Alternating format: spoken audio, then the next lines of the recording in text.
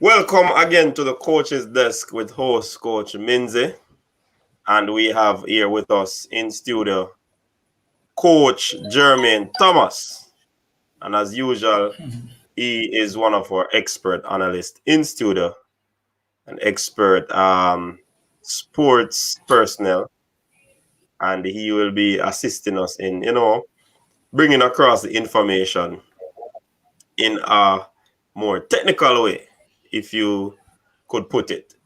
All right, so welcome again. Today's show, as you can see, with the heading, Brian Brown signed, Tevin Shaw also signed, as well as Ivan Toney and his agent. They're in talks.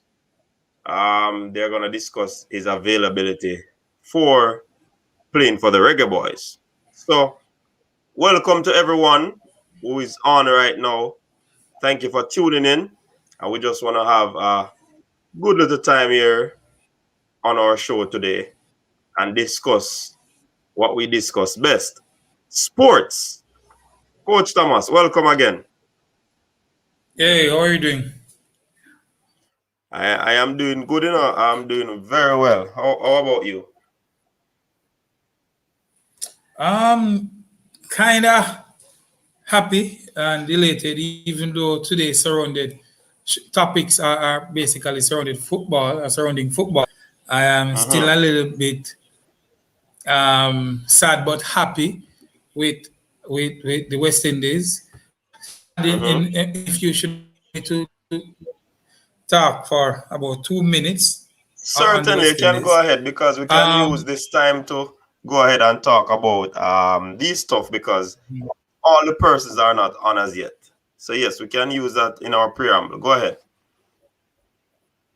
Yeah, man. So it is just satisfying somewhat to see West is after so many years of struggling and saying we're going to be turning the corner soon and we're going to be doing this and doing that. And having witnessing like one good test, then 6 or 7 ones, you kind of finally seeing some consistency. No, they would have won the first test. To me, I would say convincingly, and you would have seen people like Bond and Da Silva, Brathwaite, and Marsley, I think, or Maisley, stood up and Mila. batted well, right, concentrated a really, really long period and showed character. And we saw good effort coming from the bowling department in Shannon Gabriel and Roach did well, So and moving into the second test, persons were speculating to and wondering if this is one of just the regular roller coaster rides. But the guys showed the Caribbean and the cricketing world that listen, winning the first test in Bangladesh on those flat wicket, face like probably loads of fast bowling, spin bowling, was not a fluke. So as a result of that, they turned up last night and demonstrated that listen, we are serious about cricket and we are here to play. And Test cricket is still alive in the Caribbean, and we are going to play. And we saw people like Da Silva and Bonner again, and of course Alzari Joseph played a magnificent innings, if you ask me. I mentioned earlier that I was disappointed, because I wanted one of those three batsmen or two of the three to even carry on, get that three figures, get that 100, but we got two getting out in the 90s and then one 80 odd. But nevertheless, it speaks volume, I think, for the cricketing program going forward. And I'm thinking that the selectors, the administrators, everybody coaching staff can take from this, and the Caribbean fans who would have been yearning for these kind of performances for the last couple of years. I am thinking that they are somewhat feeling satisfied now, but we are still looking for more consistency. It is not the end of any era, we would not have won any major tour championship. But it's a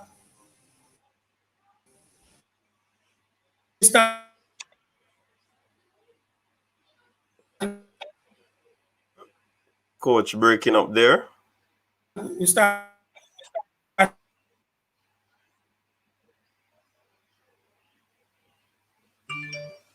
right now.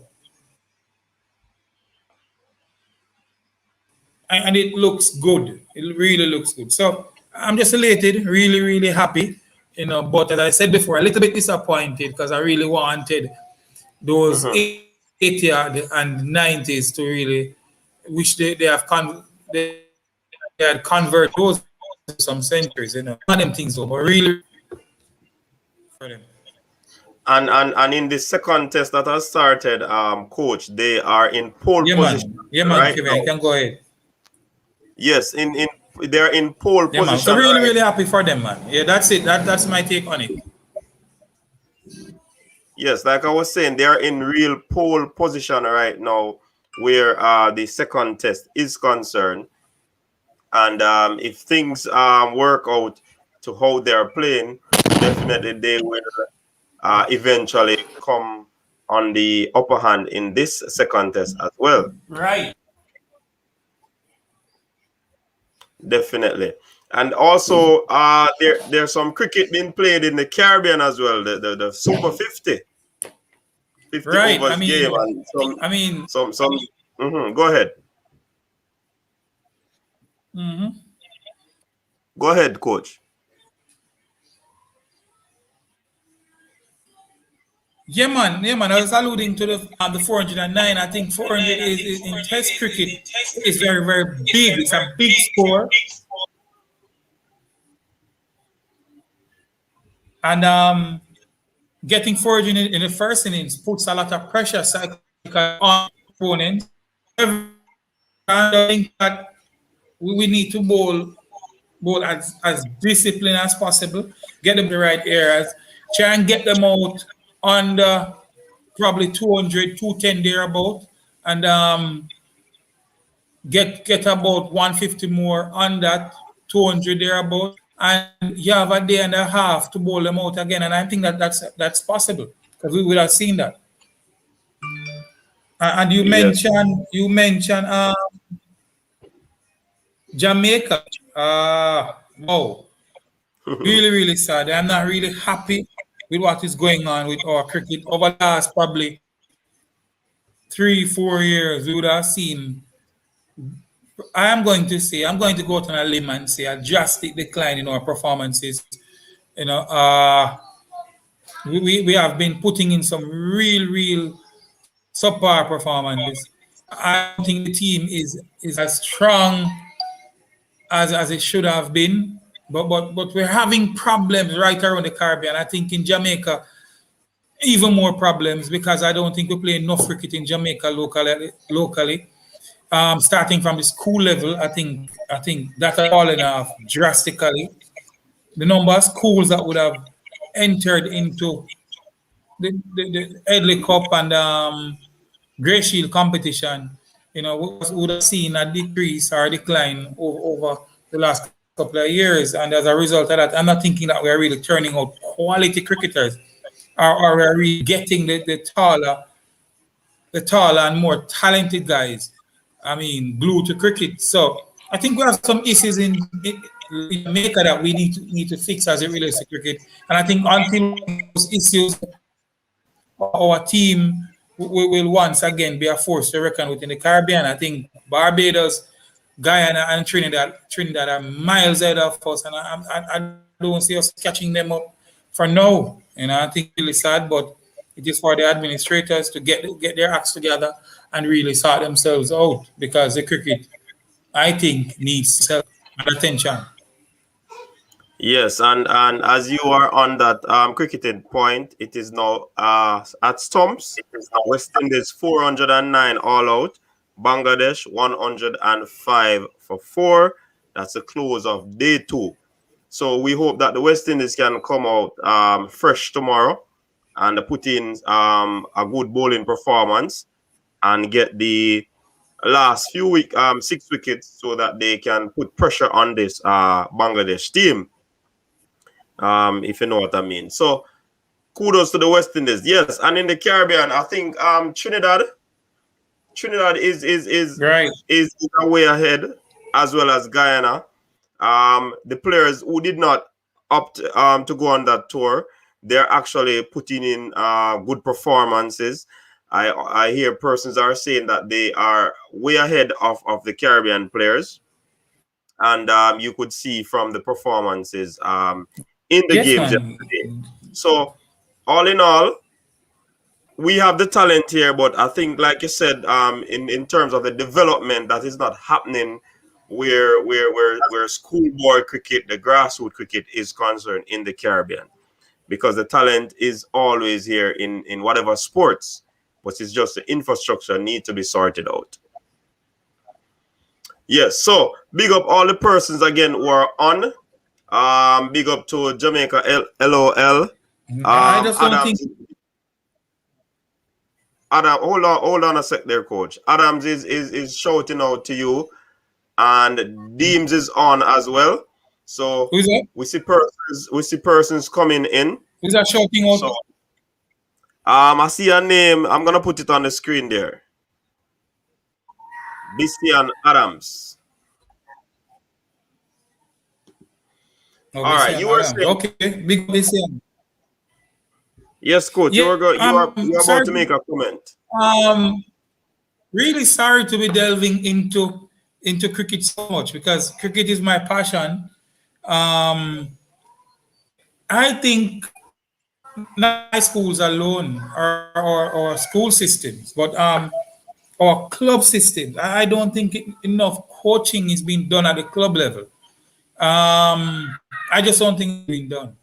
I mean, going to practice and do regular batting and bowling, I don't think that practice. You might have one or two clubs here in Jamaica. I really take a technical and a approach to their sessions in the evening. But how many clubs Mm-hmm. do that? How many clubs isolate batsmen and say we're going to work on weaknesses, we're going to try and improve your strengths, versus how many clubs look at the bowlers and said we're going to develop this, we want you to pitch a ball here, you ought to be consistent. We are not getting that. We are getting bowlers who having making the West Indies team. You are still seeing room for basic improvement, and that should not be. It shouldn't be a case where you guys making your regional teams and then transitioning to West Indies teams, and then the coach or the coaching staff there have to be working on basic stuff. Mm-hmm. Speaks actively about our coaching system from the lower levels. And I think we need to pay keen attention to that. I personally think, and sorry for my basketball fans and supporters and lovers, I just think basketball are getting our taller players. When West Indies and even probably Jamaica was dominant, we used to have fast bowlers who were like 6'3", 6'4", 6'5", dominating. We ruled the world with Mikey Walden and Andy Roberts and those Joel Garner, Ambrose and Walt since of late. I Mm-hmm. mean, they literally decimate teams around the world.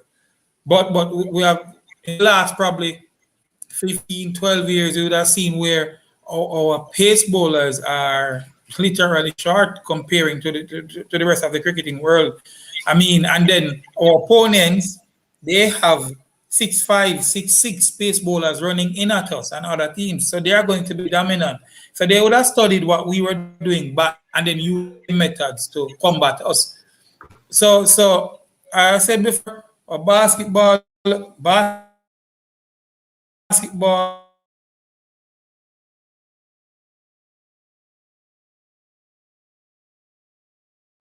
to me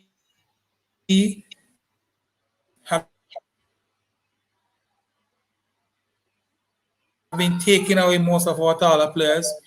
Uh, if you should drive around Jamaica now, how many communities you would probably see then playing a piece of board or they call it again to make their bats. How many communities? So when we were growing up in Jamaica, loads after being played, but the other way around, and we find a way to fix this. And there are several other factors, I think, but I don't think we'll have enough time to go through all of them. So probably we can catch up on another Yes, show. definitely. We could talk some cricket the next time we're on. Um, there might be a lot of cricketing fans out there who would like to hear what's happening with cricket. So welcome again, everyone. This is some persons joining in. Yes, see the numbers growing. With the title of the stream, we'll be talking about Brian Brown, coach. He has actually left Europe. He was in Albania. He left there, and he's now back in the USL. What are your thoughts on him rejoining the USL? Well, I mean, move outside of Jamaica for me is always a blessing. It is, of course, better than our local leagues, but we would have seen, I would have been watching Brian Brown from schoolboy football, and he would have showed a lot of class, if you ask me. He definitely has an eye for a goal. And I mean, anywhere in the world he goes, and he normally scores and he normally delivers. Based on the pandemic, I'm not one of the probably favorites of the USL. Don't get me wrong now. Right, But right. to me, it is better than nothing. It is certainly better than probably our local league here in Jamaica. It's But essentially it gives again, them it basically gives them an avenue to play outside of Jamaica. definitely, and earn and also earn a living. Mm-hmm. But the mere fact he was in Europe and he was picked up by a USL club, it speaks some amount of volume, and you definitely want to credit him and his team for that. So that he will be using this as a platform to probably get some goals and see if there's another move on the horizon very, very soon. Mm-hmm. Because he has a 9 international caps for the Reggae Boys. He would have only scored one goal. So I mean, with him not being a hitman at the club that he's at or was at, and then moving to USL on a 1 year deal, he would have to put in a lot of work to even be considered to make this Reggae Boys squad for the Gold Cup coming up. He's not a bad player.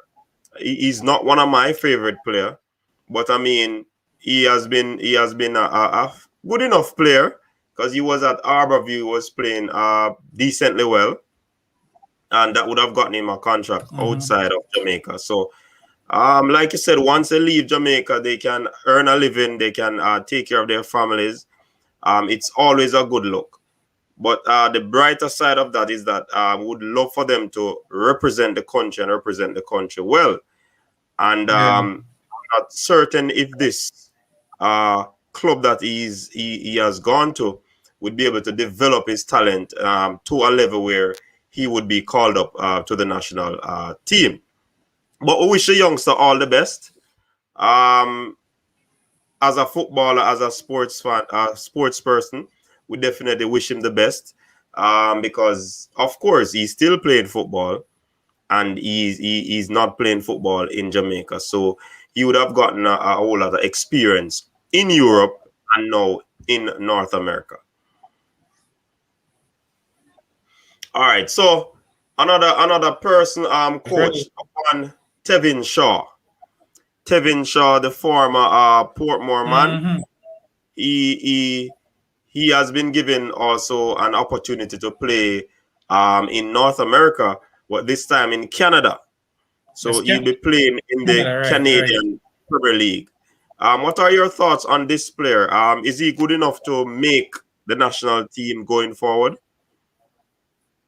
I mean, Tevin has quality. There's no doubt about that. But quality, there are levels of quality. And before we even go on to the making national team, we would have seen where Canada has been creating avenues and doors for our local players. That's right. Alex and right, this other one from I remember his name now from former Trinity player, played at Cavaliers, attacking midfielder. He would have gone there as well, and a couple of other players would have made moves in that direction.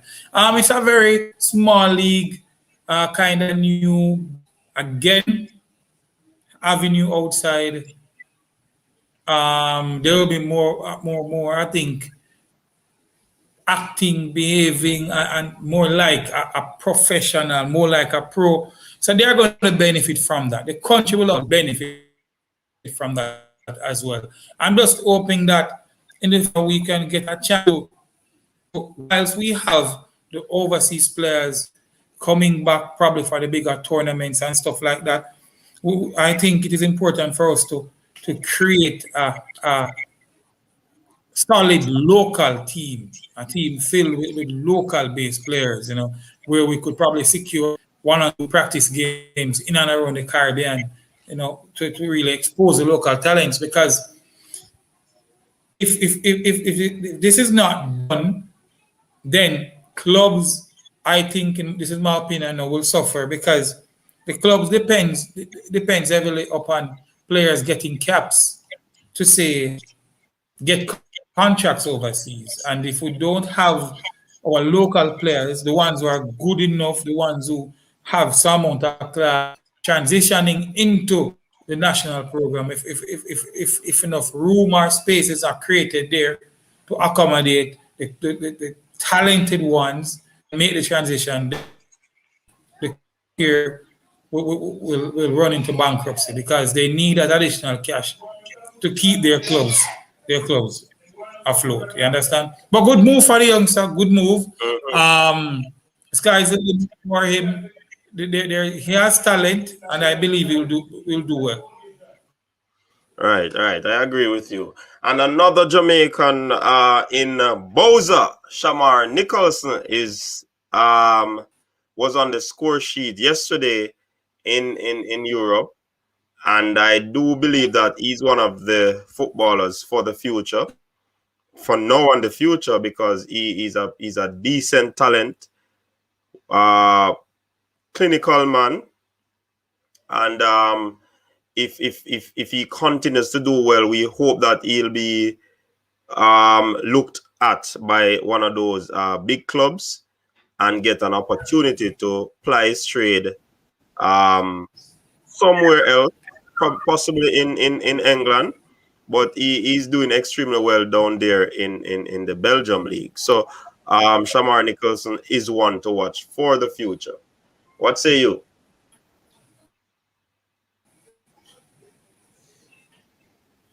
Shamar, seriously Mm-hmm. talented player, and I think he is probably heavily underrated. But if you track Shamar's, if you look at Shamar record carefully, you would have seen where Shamar has been scoring at all levels. Mm-hmm. I think back to back year, Shamar was there for leading goal scorer. I think for 2 years in a row. I think somebody by just one.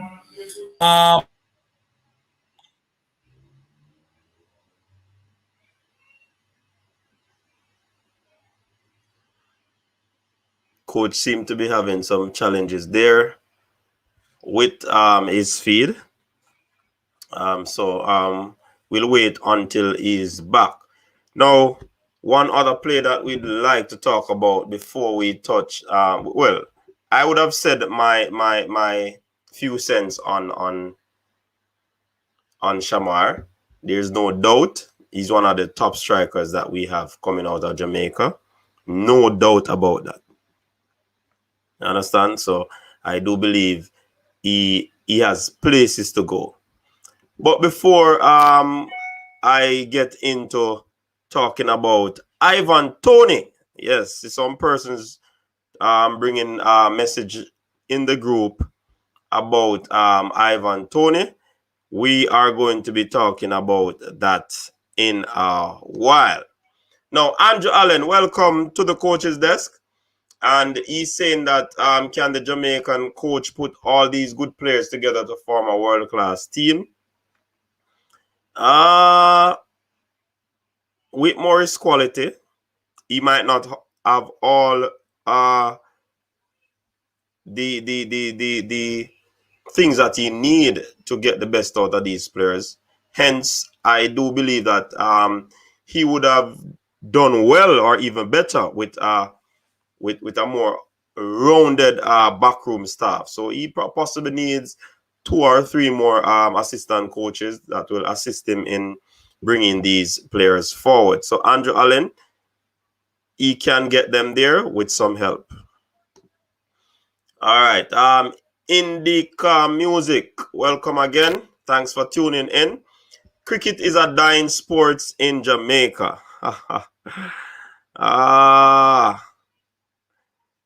I tend to agree, because to put things into perspective, Indica or Indica, whichever way you pronounce it. When I was a kid growing up, cricket was embedded in us.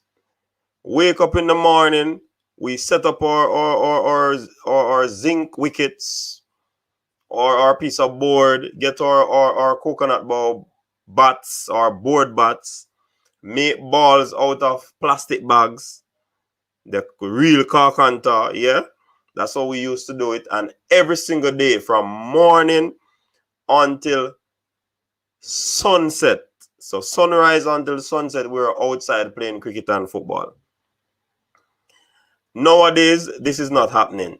The youngsters are inside using their fingers rather than their entire body to play the game of cricket. So, I mean, yes, it has died. I don't believe that the passion is still there for the sport. The development is below par.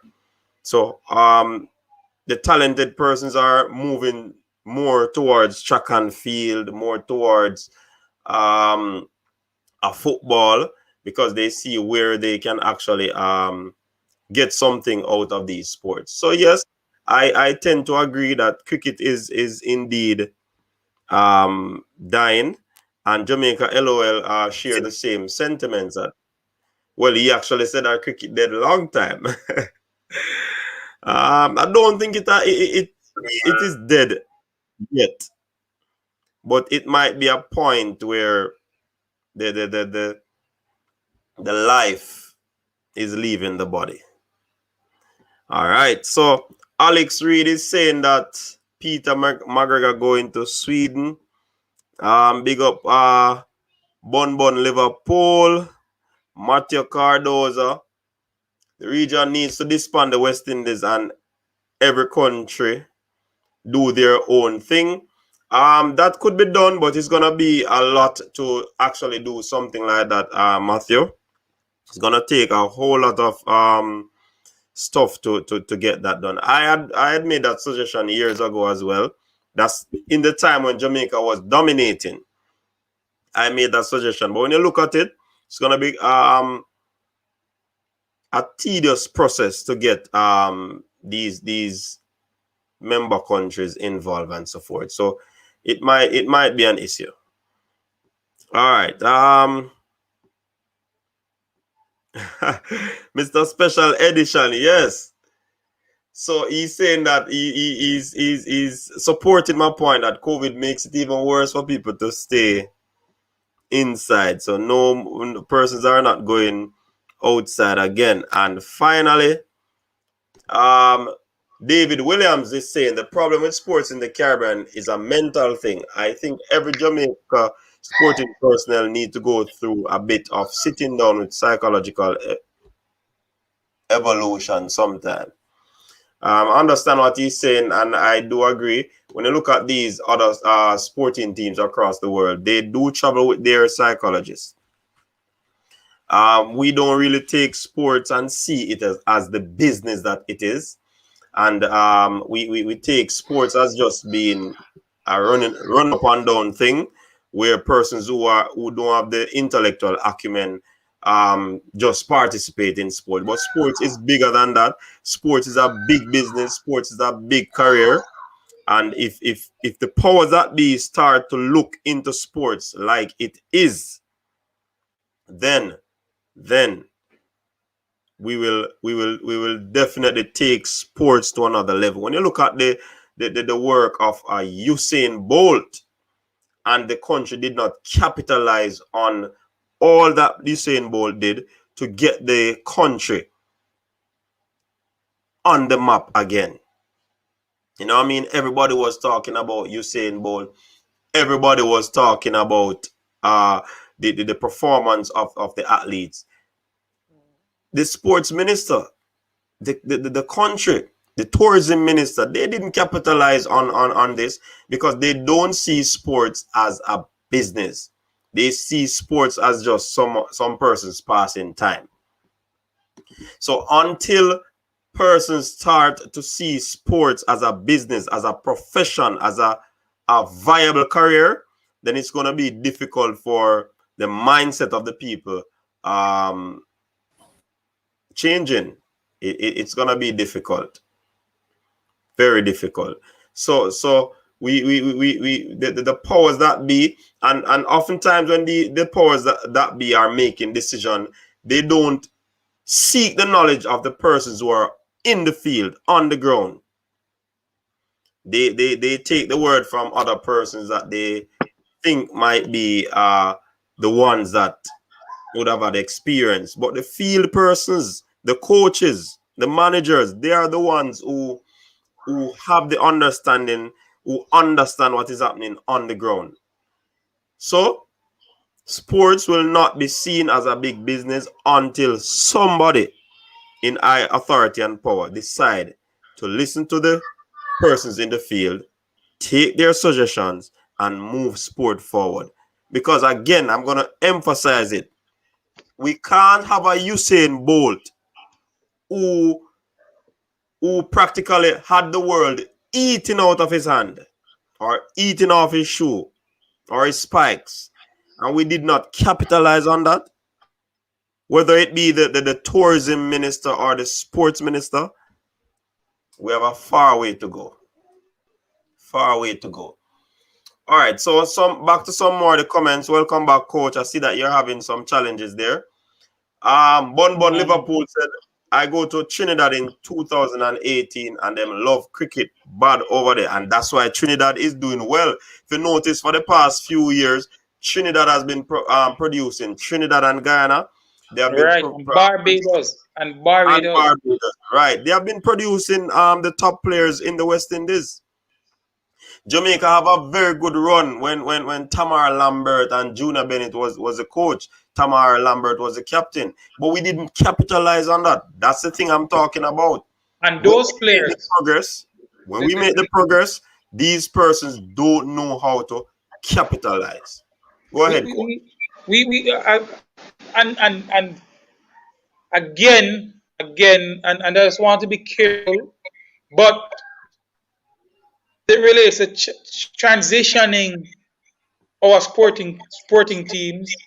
I don't think we're very good at that. When we had Tamar and Danzig, that was a part of that team as well. Odin Brown was a part of that team. They won basically like 5 straight regional titles. They came right through the school systems.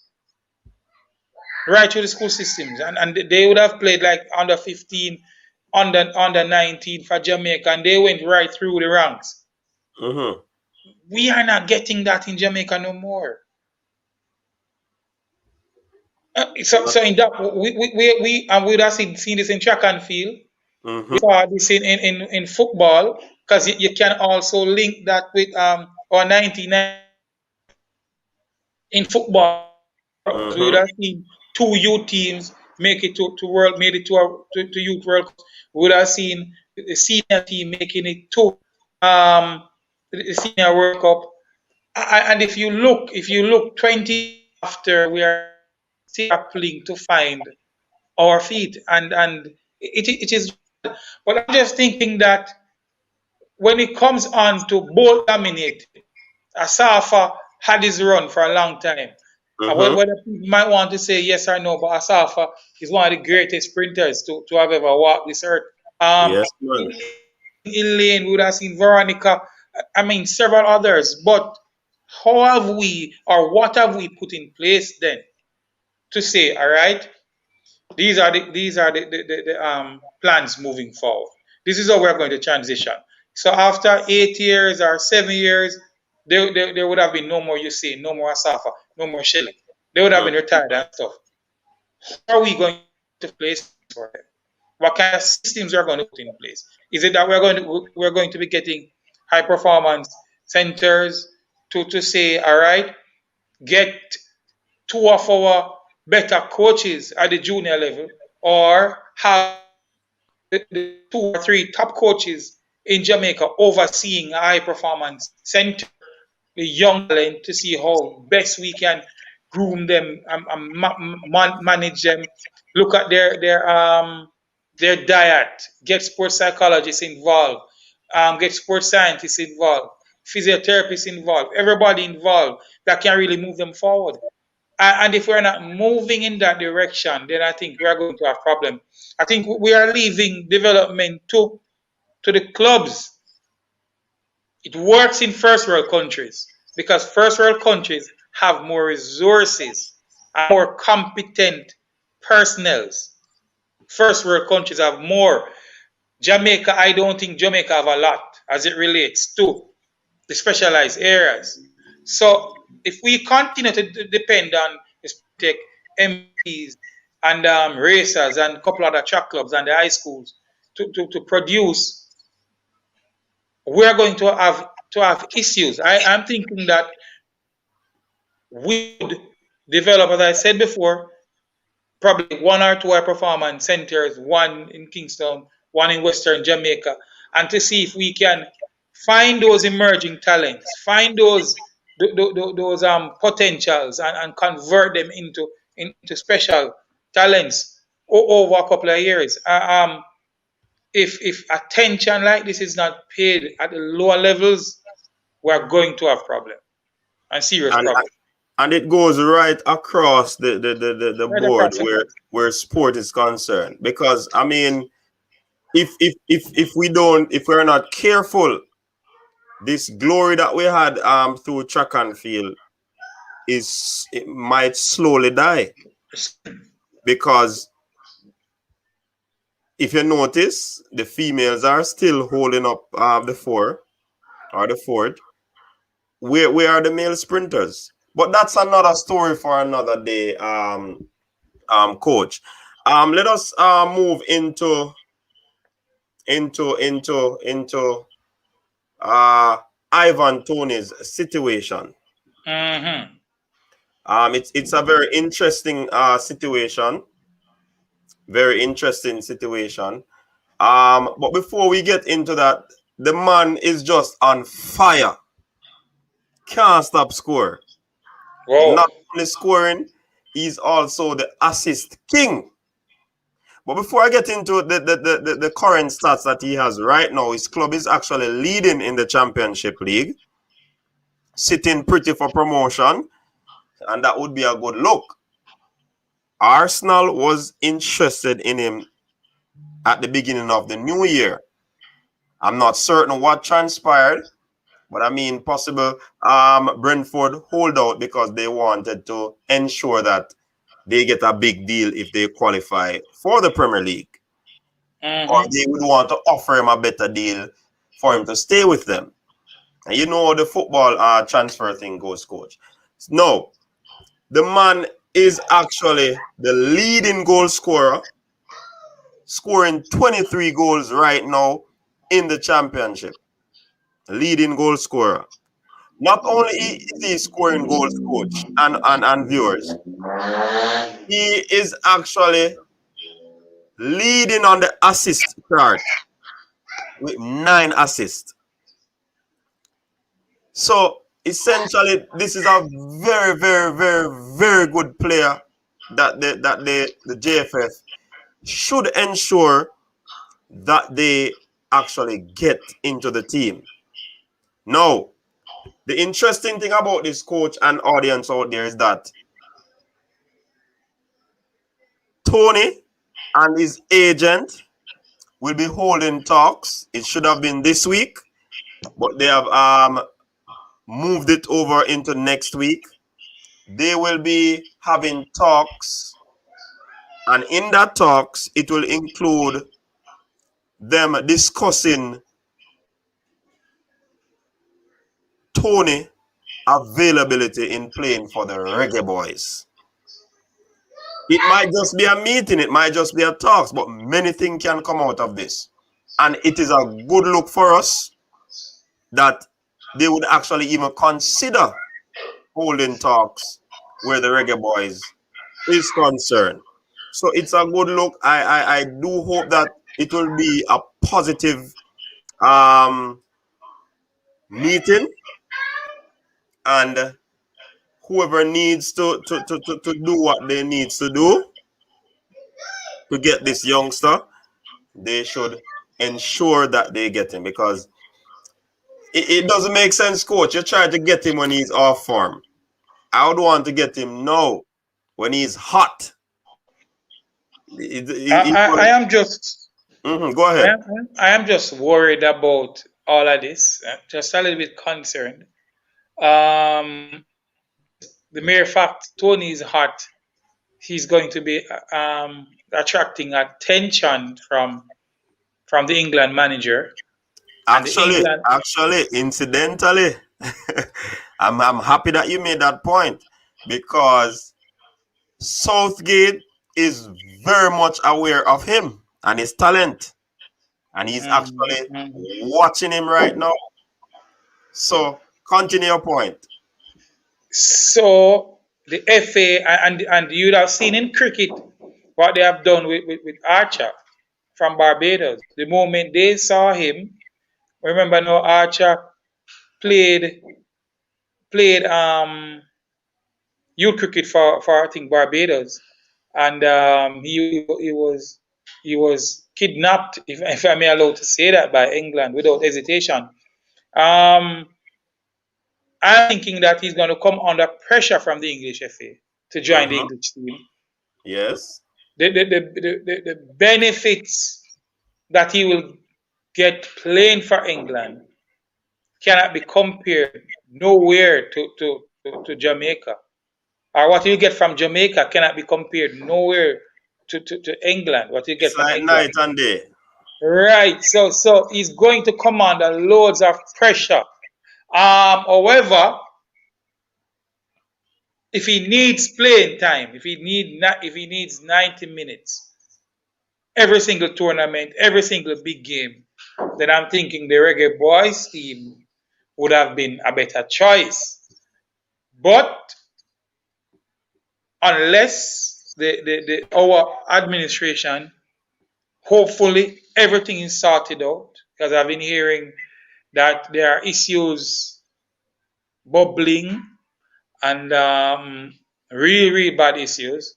But let me hope that nothing goes like that anyways, and they can get their house in order. And I think unless this is done on the JFF's part, because I'm not worried about players, we have enough talent, I think, presently in the senior setup that can move us into the next World Cup. But in winning any tournament, in winning any championship, organization, backroom staff, support is crucial. Resources, crucial. If we are unable to get everybody from the equipment manager to the managers of the operation manager, the general manager, everybody, if we're unable to get everybody singing off the same image, everybody buying into the goal, everybody saying we want to do this is how we're going to do it, then we're going to have trouble. I'm just concerned about that. So for me right now, Ivan Toney, fine. He's doing well, no problem.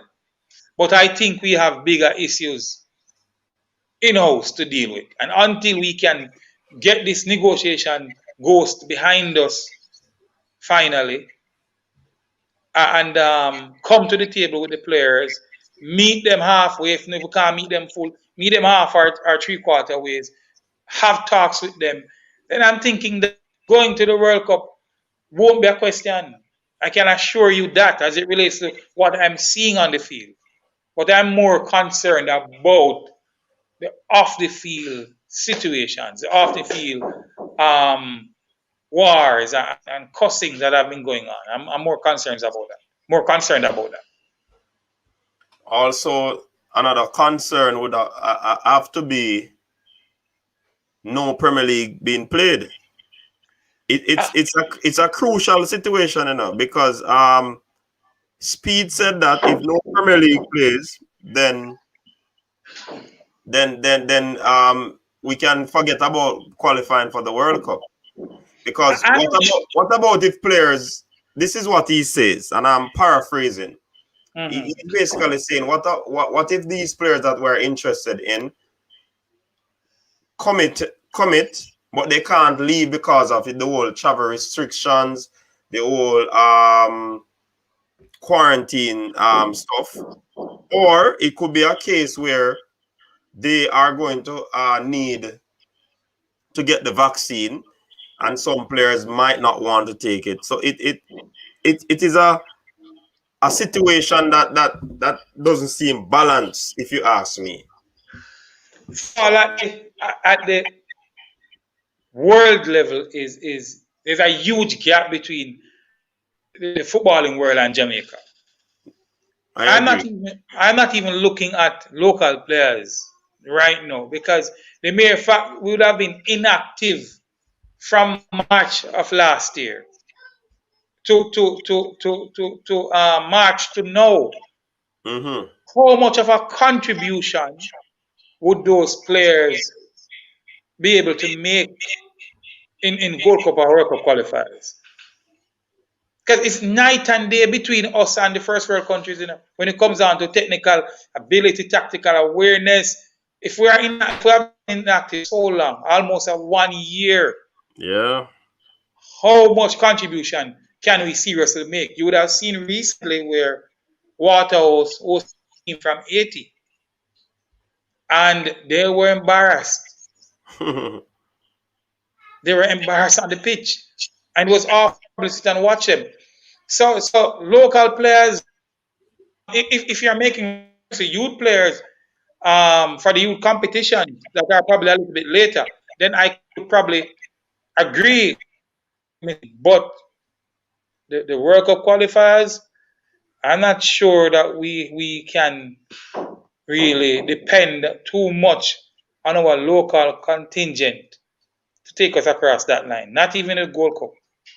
We have been away from competitive football too long. Too long, right? And I certainly agree with you there, Coach. It is just a situation that is happening in the world, and because, like you said, we are night and day away from infrastructure where it comes to football. That's why we are suffering right now, or the local players are suffering in terms of getting play, in terms of the league being started and so forth. I mean, we hope that it starts by the end of this month, but it seems like it's on stormy seas right now, because with the increase in cases, because we would have had a spike in terms of the record amount of numbers in 24 hours, and the powers that be, they're watching that, and there might be issues where that is concerned. All right, so hear what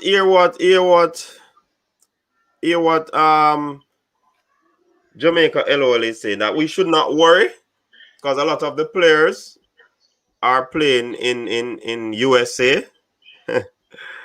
And Richard Green said we need better coaching and better infrastructure to bridge the gap.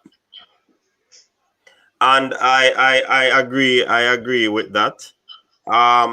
Whitmore is a good coach. He has had a very good record in terms of win percentage.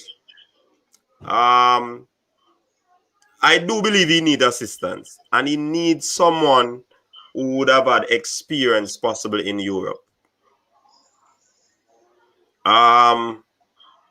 We hear persons who are interested in a job. You have like a Darren Moore, even Adrian Mariappa, you have a Miguel Coley. But I mean, it's gonna be. But Kevin, look at it this way. Look at it this way. Mm-hmm. And I'm going to go back to the point I made earlier. If you carry the best European coach coming right now in Jamaica, he's going to have problems with our present organization and setup. We're going to have issues, and until we fix those, I'm not sure if we need a European to come here and fix them, because if you ask me, I think it is going to cause more disruption. No, man, I'm not talking about getting a European to be the head coach. Mm-hmm. You're former Reggae Boyz in Europe right now, possibly in youth teams, in academies. If we could get one of those personnel who understand the whole aspect of the game to give Whitmore some assistance, it would be useful and helpful for him. I think so, and probably concur a little bit. But whilst coaching and helping coaching department will be good, don't get me wrong now. You see, the mere fact that we have been having issues that are neatly intertwined in the day-to-day running of our football at the administrative level, Mm-hmm. we need to pull those apart and fix them, because get Kappa all the help you need. At the end of the day, when they are locked into meetings with the JFF, I mean, it is still going to be issues if we don't fix it from the head. I tend to agree with that, coach. I tend to agree with that. So we ought to fix it. We must fix it. You know. But what one of the comments also in the chat is that the persons that are leading football right now, Yes. They I have they made it don't into office at great risk to my future. they don't have don't know what transpired there a while ago. Don't know what transpired there, but I mean, let's move on. The persons that are in the position of authority, I could be judging them and I could be wrong. And I see the comment in the comment section sharing the same sentiments. Are these persons really lovers of football? Or are they there because they have a fair amount of understanding of football? That's the question. Because if you ask me, most times persons who really love the sport, persons who really understand the sport, are on the outskirts, while the persons who are not interested in sports but for the clout, they are the ones normally who are given the opportunity to be in power. And it's just a sad state. Sports administration in the Caribbean, I'm putting it as far as in the Caribbean, it is very horrendous. It's sad. But I mean, are we thinking about more elevating ourselves? Are we thinking about getting the best out of ourselves? Because sometimes, yes, we might be in the position, Nothing is wrong if you go and do an online management course, sports management course. Nothing is wrong with that. And I have said it before. We need to get the better sports mind around the particular sporting program.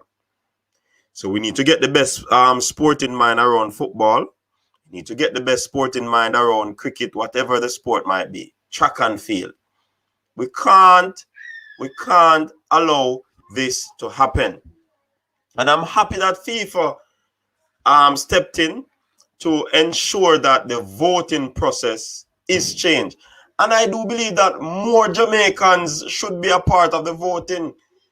It can't be a case where it's only the delegates, parish associations, and those persons are allowed to decide the future of who runs football. No. We should be coaches should be able to vote. Managers of various teams should be able to vote. But I don't think that is happening. And sometimes these rules are changed because the persons who are going in, they see the threat. And in order to hold on to power, they make some decision that will assist them in staying in power. All right, so let's jump back on some of the comments. David Nicholson, we have problems with the federation and the coach, but the federation is mostly the reason. Yes, the personnel in the federation, I think they do need assistance. And sometimes it's best if you just man up, and say that, hey, I need some assistance. Put out a poll, advertise some positions, have persons coming in, do some interviews and so forth to ensure that these persons that wants the job are actually the right persons for the job, and not just because oh, hey, it's a sad state that we're in, people. Sad state. And if we want our football to go forward, we can't depend on the local players.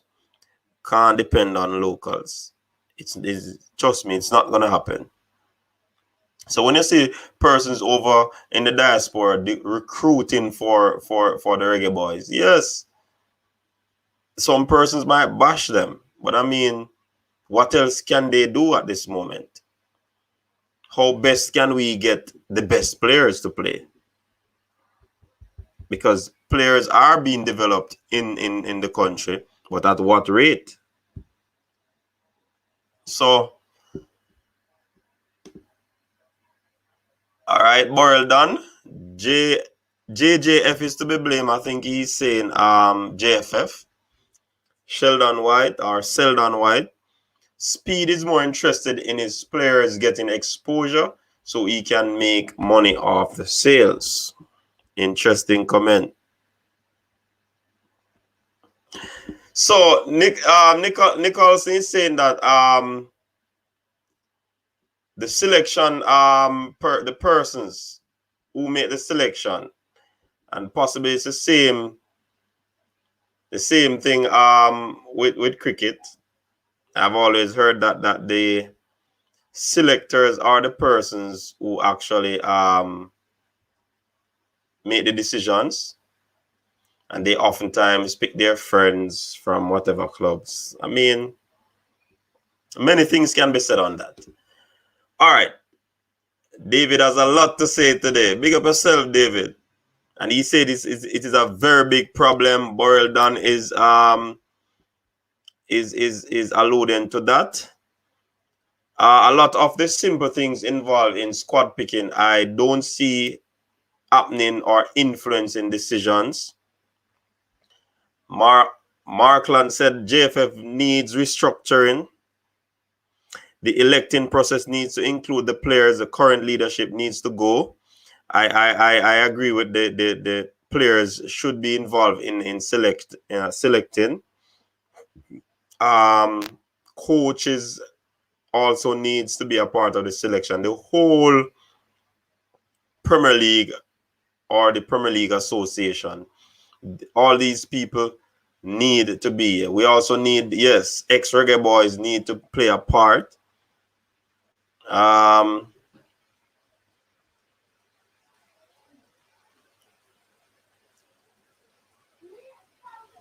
All right, let's hear what Tag Boss is saying. All right. I tell you, David has a lot to say. Arrogance is a big problem with the federation, and I see it with the coach. If I tell you some things that I know, but I can't say everything that I know. Yes, we need ex-players to administer. The election process needs to change. Yes, I do believe that FIFA came in and indicate that the process needs a little bit of reconstruction. More persons need to be involved in the voting process. It can't be the amount that is currently there. And that was changed by Captain when he was in power.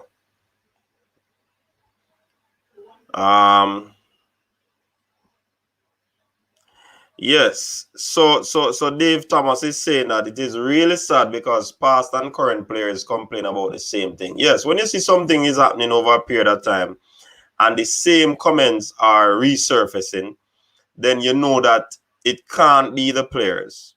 It can't be the coaches. It has to be the administration. And like I have always said, from administration to administration, there has not been a difference. Burrell's administration took the team to World Cup 98 and 2 youth teams to World Cup. Boxill, can't think of nothing that he did. Mr. Ricketts, you'd have gotten the females to qualify. So, I mean, each administration would be riding on something that they do. But definitely, I do believe that there has to be some sort of change in how the selection of the president is concerned. It can't be business as usual. So if you're interested in joining us on the stream for a discussion on the panel, you can indicate. You can go to Coach's Desk IG and send a message, and we'll definitely send out the link to you so that you can participate on the panel.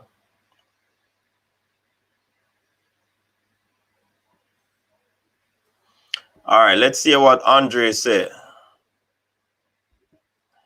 Andre is saying, why don't we have more ex-players more involved in the program? That's a very good question, Andre.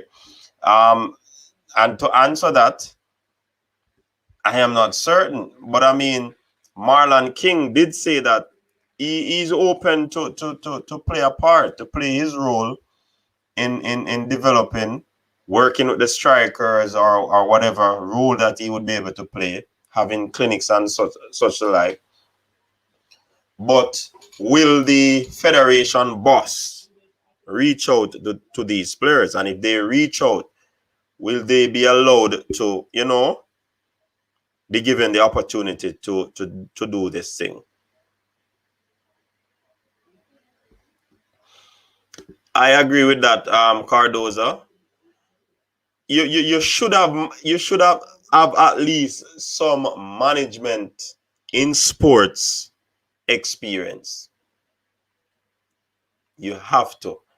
You can't take someone who was managing a farm or who was involved in the running of a farm and take them to lead the football or the cricket or the track and field. No. It shouldn't be. These persons should be involved in sports administration.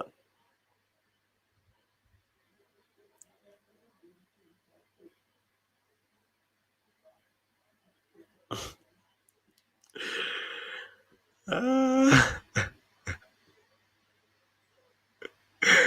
I have to laugh. I have to laugh. I have to laugh.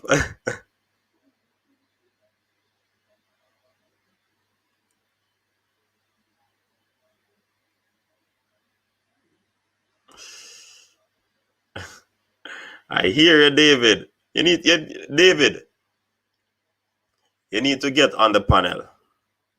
Hit me up and I send you the link. Because apparently you have a lot to say. You know a lot too.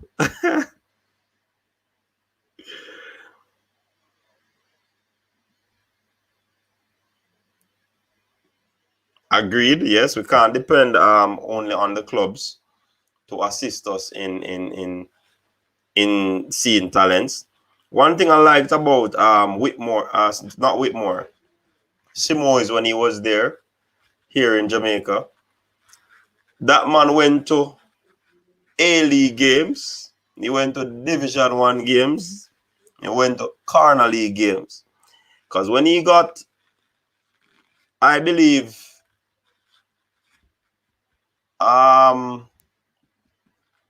what's the player there? Ian Goodison. Ian Goodison wasn't playing top flight football. I think he was in the second league below, or his team was just, but he was in a lower division. The man go around and the man look at these players, looked at these players, and he got them together. He assembled them, and with hard work, they were able to qualify for the World Cup. But viewers and the persons in the comment section, I hear a lot of things that are not going right in terms of what the admin they are doing. What sort of solution do you have? Let me hear the solutions. What do you think would be some? Well, I hear some. They said that past players should be involved and so forth. But tell me some more.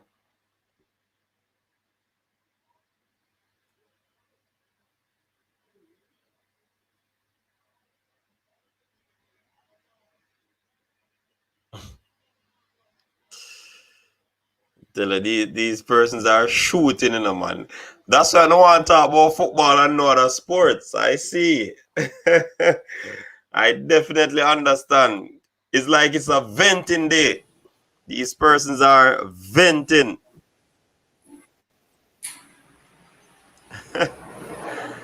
Ah. This is a good point, you know. I have a strong feeling that with player selection that there is either serious bias or very poor tracking of players.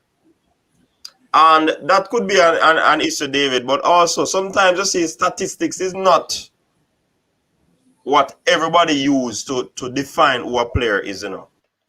Some persons might use statistics and statistics is good because if you're a batsman, you're going to need runs on the board to ensure that you get another game. So if you're constantly making not, then you'll take away yourself from the sport.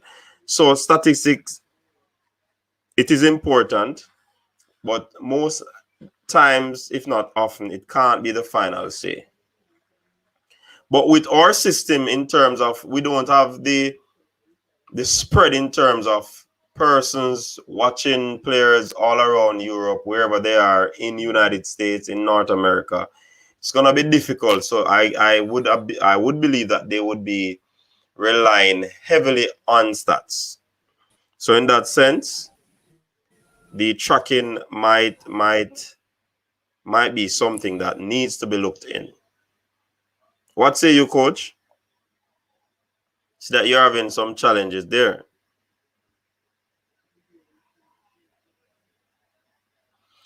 So the information given is not clear.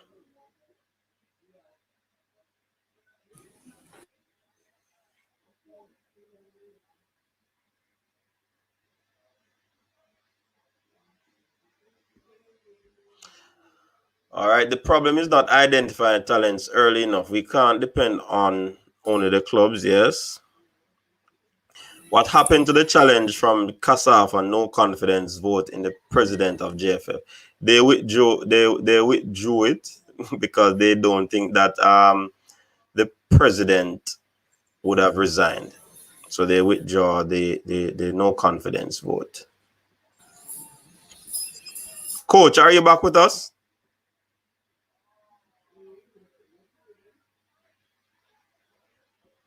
Coach?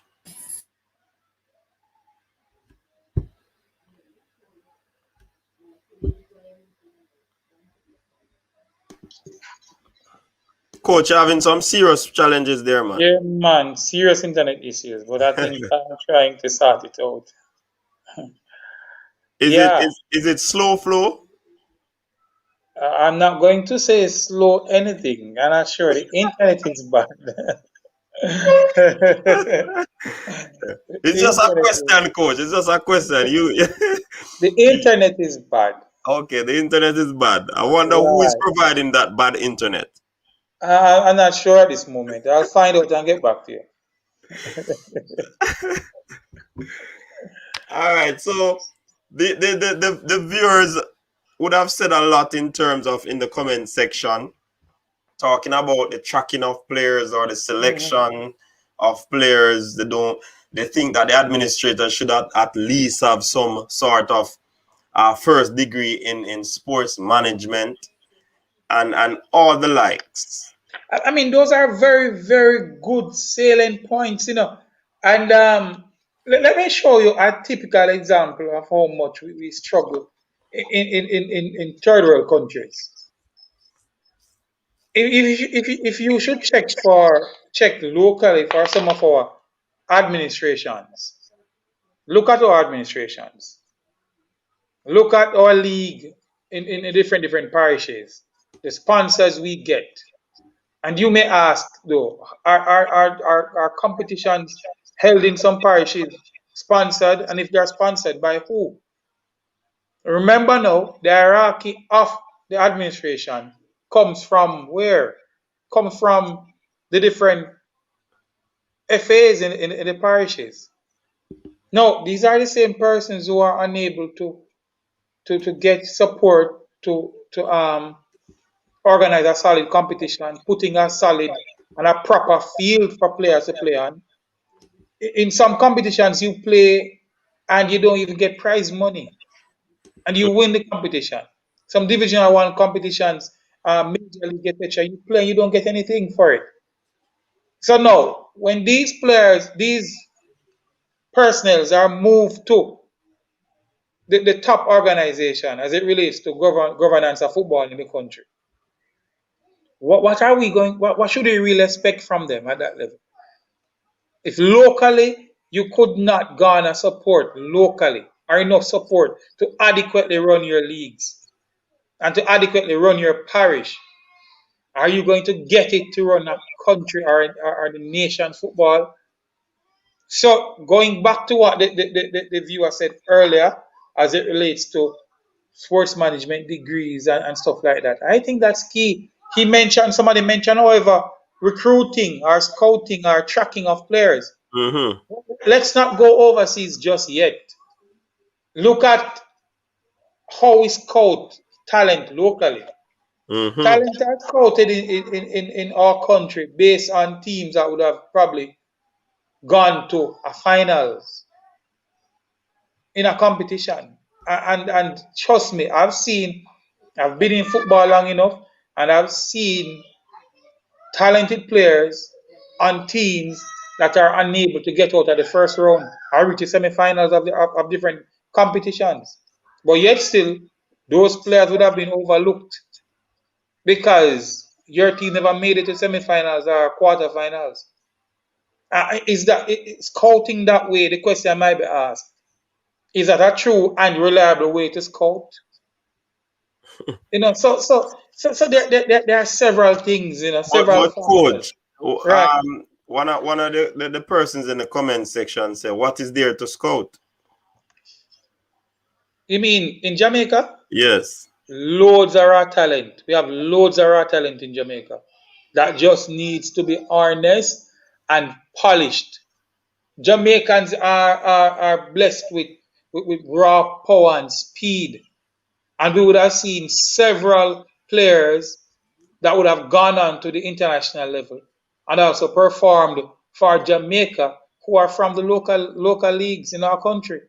So we have several raw talent that just needs to be transitioned from high school to junior football into the national program. And until we get that sorted out, again, we're going to have trouble. But Jamaica have loads of raw talent. Loads. But coach, do you believe that the youngsters are really given the chance? Because when you look at a player like a Georgina James, he was given an opportunity.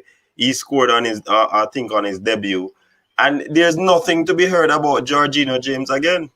It comes down to mentoring. It comes down to polishing. It comes down to having these youngsters transitioning properly. And again, in transitioning players properly, there are several factors.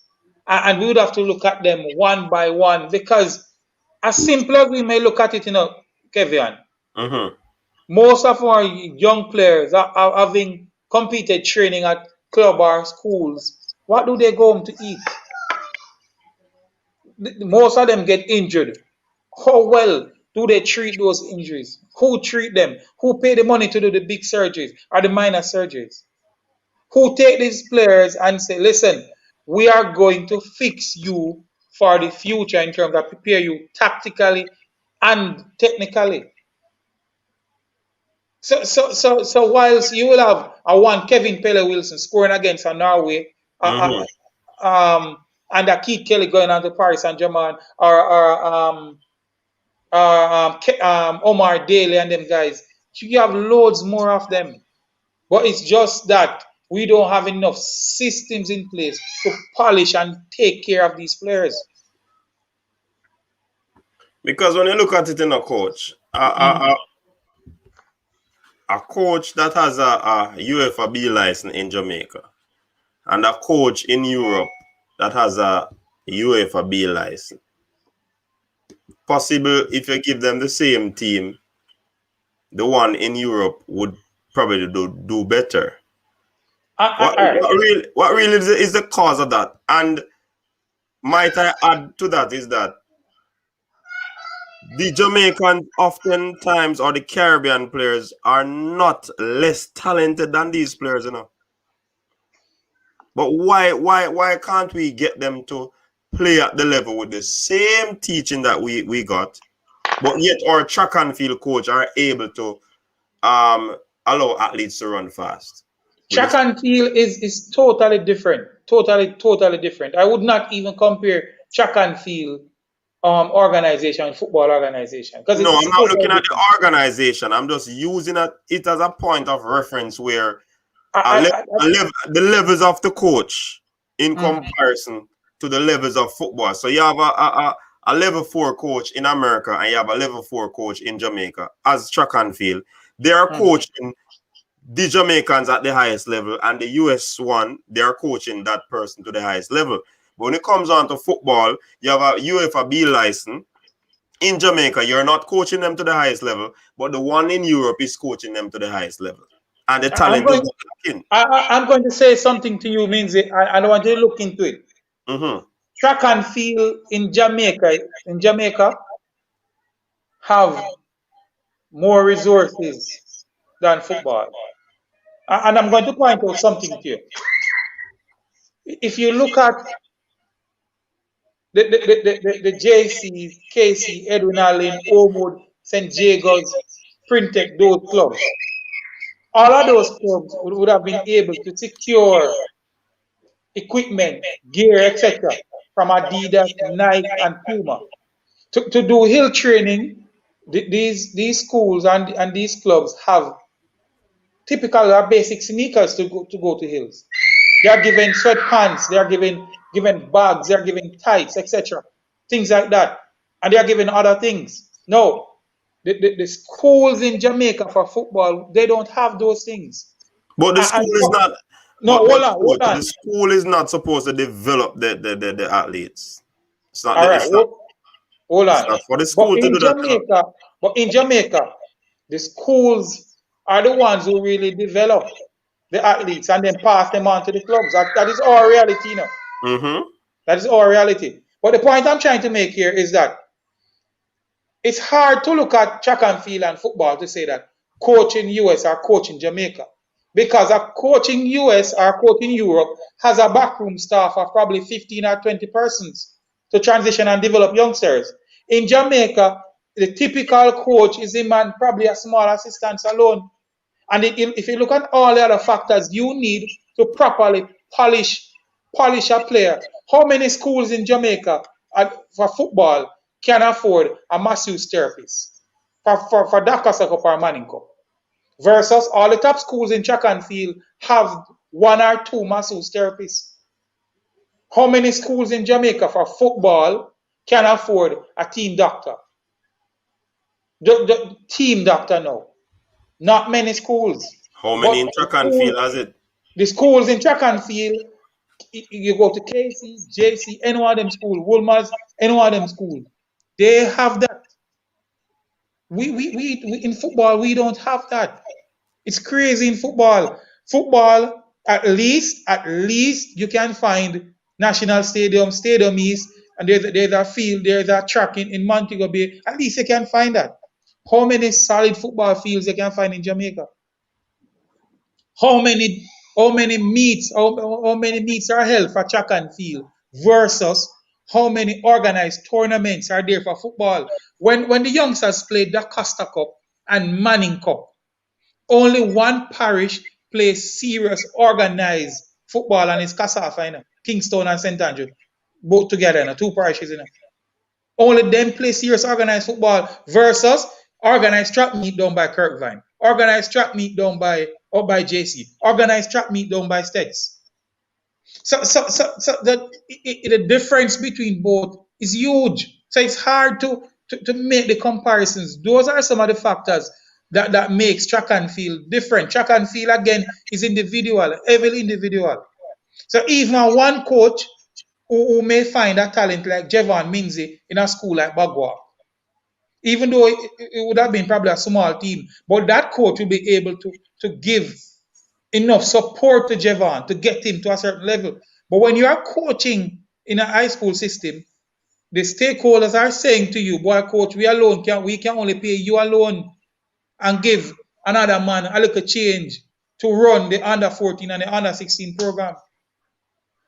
Whilst in track and field, you have hurdles coach, you have jumps coach, you have sprinting coach, you have long distance coaches. These top schools in Jamaica have those coaches. In football is one coach you have for most of these teams. Schools just cannot simply find the money to pay 3 or 4 coaches. Can't hardly even pay a goalkeeper coach. So when you look at it in a wider view, those are some of the harsh factors that football face in our country. And until we fix those, until we sort out those, again, Kevin, we're going to have trouble. So it's easy to say, compare, look at track and field. But if you should truly delve into the nitty-gritty of it, you will see the disparity between both. You know, Coach, I understand everything that you said a while ago, but somehow I am not certain if you understand the question I'm asking, because I know all what you said a while ago. Mm-hmm. And those are very good points. And I agree with you. But the comparison that I'm looking on is at the surface area of persons with qualification. Mm-hmm. I'm not talking about the many variables that surround making an athlete better or making a team better. I'm strictly talking about the whole coaching aspect. Hello? Where say that again? All right, I was saying that in terms of the why is it that or and if somebody wants to answer the question, why is it that a Jamaican or a Caribbean coach would have the same level qualification and they would have gone through the same rudiments because they would have done the same study? Why can't the local coaches now develop the players to a certain level, barring the variables, barring the issues, to a certain level as a local track and field coach who has the same level qualification as another coach, but get result as another coach in Europe who has the same qualification or even better result? And if we're talking about talent can't be the issue.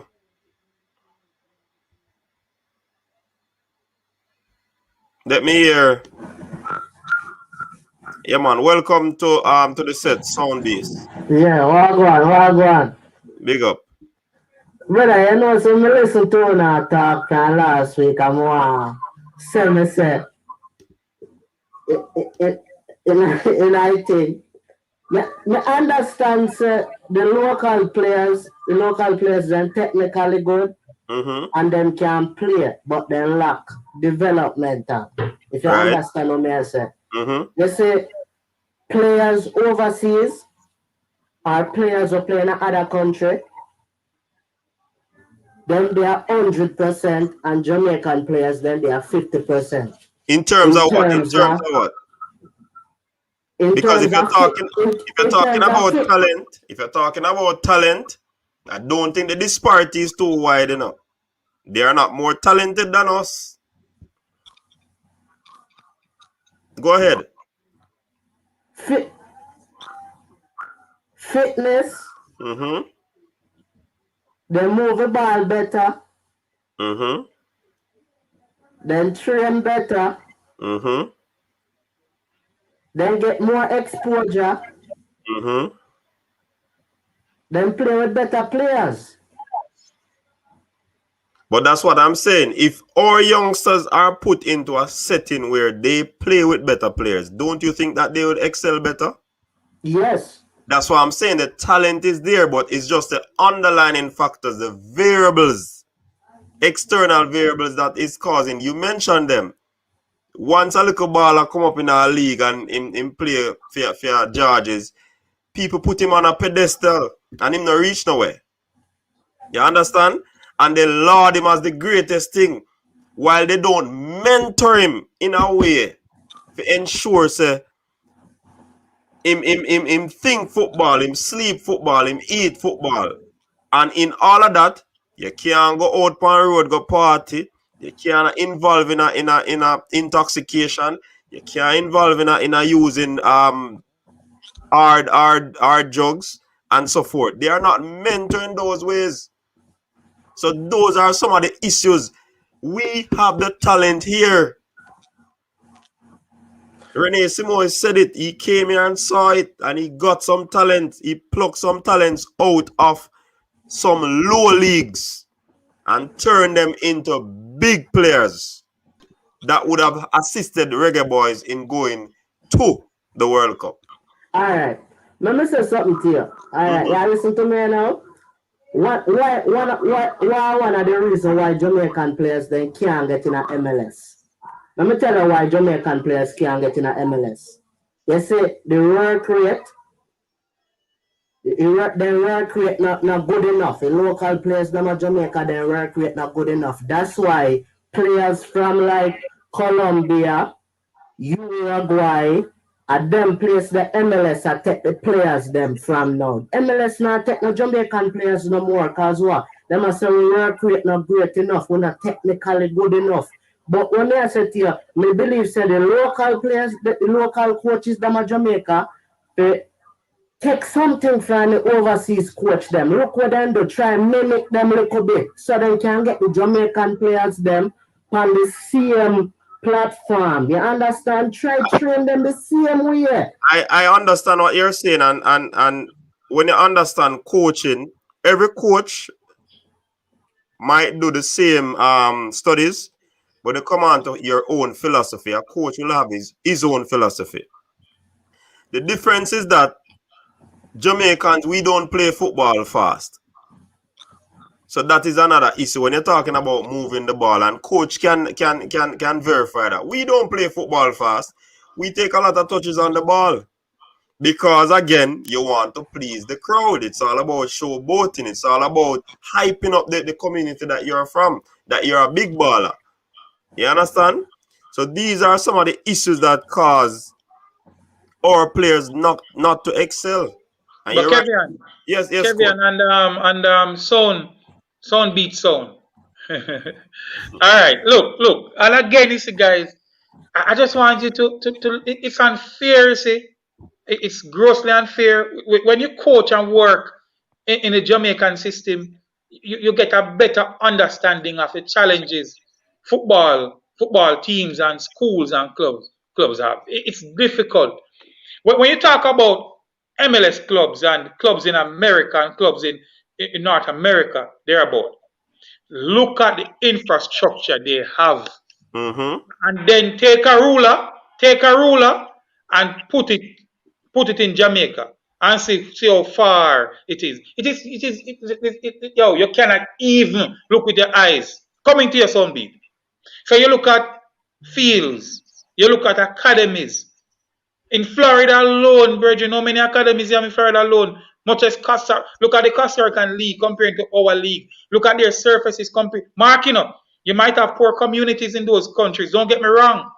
That have people that are struggling and playing on the streets as well. But they have better infrastructure and one of them club backroom staff is probably Jamaica 12 Premier League coaches put together. They are going to turn out better players. So it's hard. If you have a coach, I feel bad when people say coaching because I know there are coaches who genuinely want to coach at a certain level. But because when you train your players anymore, Bridget, what is he eating? Yeah. Some players come, you know, sound beats sound. Honestly, some players come to school in Jamaica to the day in Jamaica without shoes, brethren. There are some schools can't afford 12 bibs. There are some schools can't afford to have 20 balls in training for 22 players. But in these other countries, you have all 60 football on the pitch any given time. But some coaches are operating below standard, with below par resources. It is going to be hard to produce top players and polished players with those resources. And when you look at it, coach, you touch a very important point, because those players who are in those situations, the North America, the Europe, they are actually in an ideal situation. Our situation is one that we improvise. You have a high intensity workout day, and when you check us that, the youth now go and go eat a dinner to put back some of the stuff that you would have lost throughout the high intensity training. So these are the issues, yes. And Kevin, look here again. Sound beat sound before you go again. Look here again. How many of the schools in Jamaica are able to afford 2 assistant coach with a goalkeeper coach and employ a physical trainer to come in 3 times per week? How many schools? They can't pay them because that pay bill are looking at close to $1 million a month. So they don't have the resources. We in Jamaica don't have the resources to run one of them solid programs. We don't have that. And as a result of that, it is difficult for us to produce those. We are always going to produce raw talent. All right, you mentioned the MLS earlier. MLS used to take our players. I don't know if you remember. All right, but look now. We would have been making gains. And I think you remember when we used to have cricket, or cricketers going to England to play county cricket. You realize that over probably the last 12 years there has been a steady decline as it relates to players going there. Our competitors will not be willing to build and develop our players to come and play back with them. So guess what? The MLS does what? Goes for almost sometimes retired players in other countries Right. to come and play their leagues instead of giving some of our local players a chance to develop, because we are going to be fighting with them to qualify for the World Cup. So that's another side I think we can look at it from. So that's me, yeah. All right. So SoundCloud, we are some we say one of people in the waiting room. So you say a few cents, want to hear what Chada say. So we are just ask if you just come out so we can put on the next one here. All right, big up yourself. Respect. Big up yourself, SoundCloud. Yeah, man. So Chad, what you say real quick? Alright, bro. You see, as my friend Jeremy did yesterday, I say, well, that is the most important part of football development. Because if you have a good infrastructure, if you wanna look funny, pitch are what I key things. You see, pitch alone are like 50% of a player's game. So of the player's game. So when I look funny, we need pitch. The whole development structure in a Jamaica, I'm gonna see it. Because when I look on parish league, then even when I look on parish heads, then even have a good when I look on Westmoreland, Hanover. Most of them places don't really have a good pitch. Then they even have a good coach, because when I look on the level and knowledge coach they have, it just like hard to work out. When I look on it, we need to invest some more, invest in some pitch, invest in some program.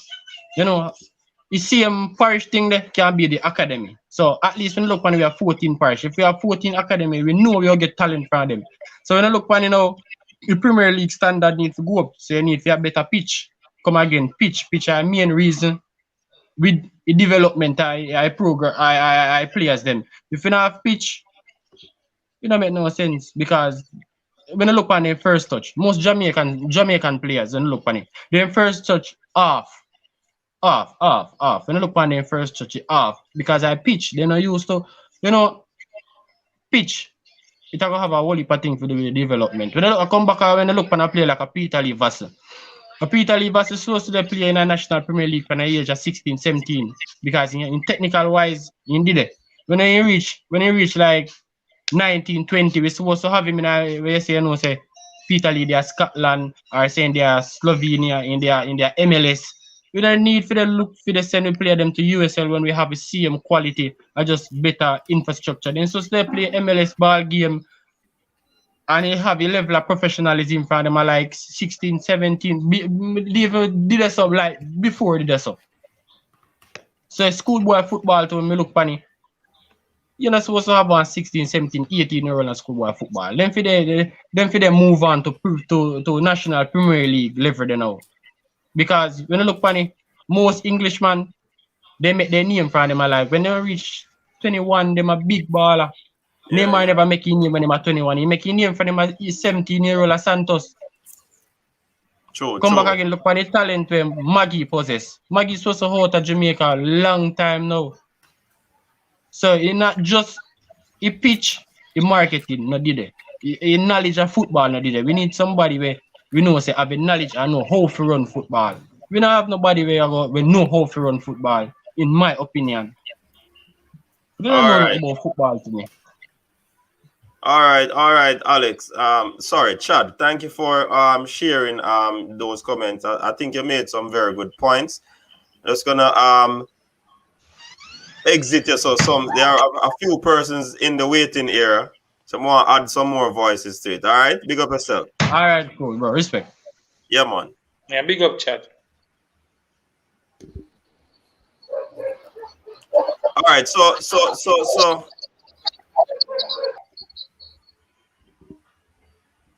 Hold on there, man. I'm getting in some trouble. Coach Parchment is on, and we have Alex Reed that is on.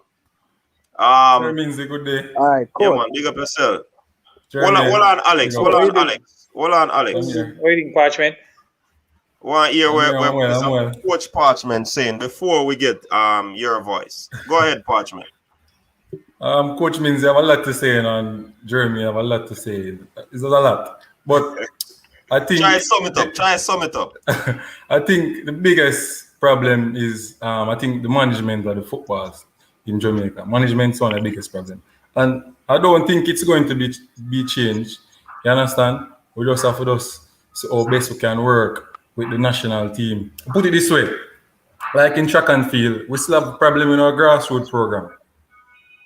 It's grassroots start from primary school, and we still have a big problem, right?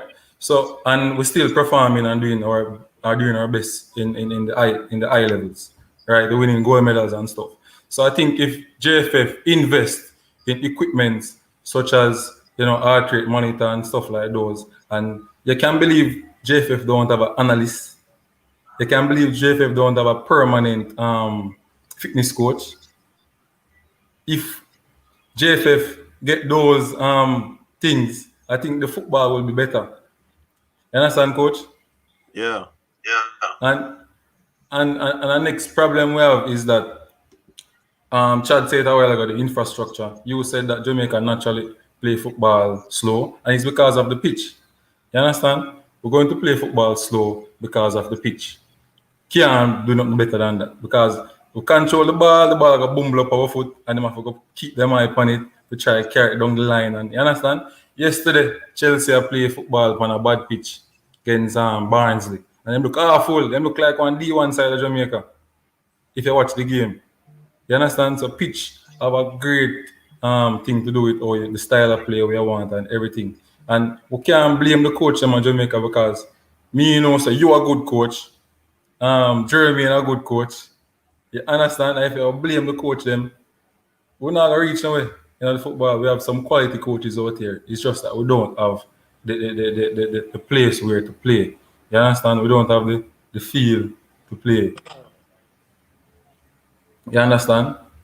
So we just think that we just need to invest in infrastructure and invest in some technology. JFF just needs to invest in some technology because them not change, Them not gonna change for them way because they're in there for something different. We don't want to carry this still. But them not gonna change. And then now the election process, the JFF needs to change. I think that coaches, football, like administrators in school supposed to be the one who voting for the president of JFF. You understand? Yeah. Coaches, registered coaches and stuff like that. Vote for the president of JFF. Players, vote for the president of JFF. Yeah. That is something that needs to be looked into. We can't have some delegates putting these persons into power, and the footballing personnels are left out of it. Definitely. Right. Alex, welcome. What say you? Alex, look like him gone. Yeah, look like him gone. All right, Parchment, you are finished though? Well, that's Alex come back. You can ask him. Alex, you're not here, man. No. Alex might not working. All right, so you were saying Parchment. Yeah, I think technology is one of the biggest problem. The technology assists with what? The whole avenue of tracking players, statistics, and all of that. Right. Because Mount Pleasant started. You get English coach and them carry them equipment down, and you can see that they are doing what is happening in England. You understand? Yeah, but when GPS monitor. Yeah, but when you look at that, though, in a coach Parchment, you have to understand that Mount Pleasant is in a different league when it comes down to local football, and also it's a lot of money invested in that club. And we have to understand that some of these clubs, especially in the Garrison areas, they are not bringing in any money. No, but I'm comparing Mount Pleasant to the national team. Coach, I hear me? Yes, Alex. Right. I first about the Northern Ireland. Say about the Northern Ireland. You're not clear. Coach. Yes, go ahead. If I tell you the other day that you should last game and show you that Northern Ireland was gonna get the game before us because there was a game in Europe, USA, either USA or them or Jamaica. Game, but Yeah. unfortunately, USA got the game, played them in Europe, which is a bit bummer. But yeah, I mean, everybody in that comment has said Ivan Toney, they're gonna qualify for World Cup, gonna get this man qualify for World Cup. Cause Simon and his life is digging his head and tell him, say we need 6. If you don't 6, we're not gonna qualify for the World Cup. So his magic 6 is Jay Gray, Ivan Toney, Terrence, Leon Moore, and two more players that some other. But as I'm saying though, I want Ivan Toney, right? Get to know is the most infant right kind of right, in a champion. But when you watch Ivan Toney, most of his goals that he scored are box. They get my come from in the box most. They get my come from. I would prefer player that plays him score outside the box passes. He'll come from really that Mm-hmm. pass, but he's just like a, a in my eye. Just strong on the ball. Oh, it most I goal in this corner is a lucky goal. Like keep a bounce and parry. So you're saying I'm not really hearing you clearly doing it, Alex. Are you saying that Ivan Toney is not really a good striker? He's a good striker, coach. He's a good striker. But if you don't get Ivan Toney, why are you guys gonna cry about Ivan Toney? You get my No, we're not crying. We're not crying about him. But some people I know definitely are crying about if we don't get Ivan. Mm-hmm. You get my from? Why Yeah. don't go after the Shamar Nicholson that plays for Swansea?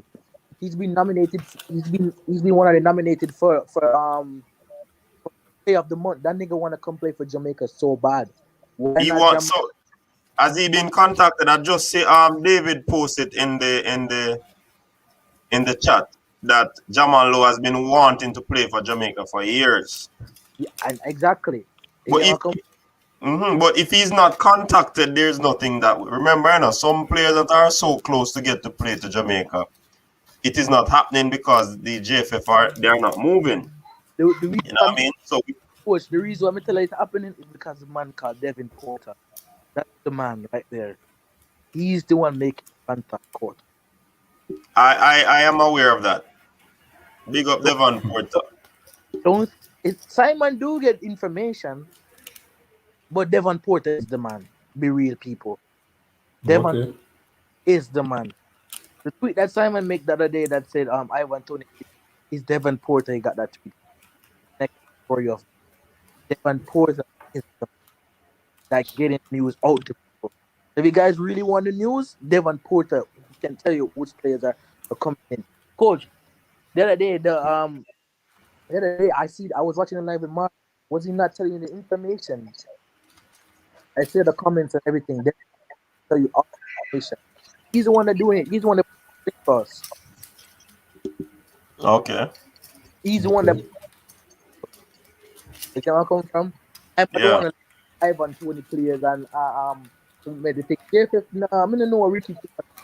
I don't think they are Kappa. But well, your line is very bad though. Line bad. The stream is. Yeah, hear me, coach. Come on. I'm hearing you in and out. I'm hearing you in and out, but it's kind of in and out. Your line is very bad. Coach, are you hear me now? Yes. Hello? Yeah, man, we're hearing you. Coach, you hear me? Yes, man, we're hearing you. All right, he seemed to be having a problem with his.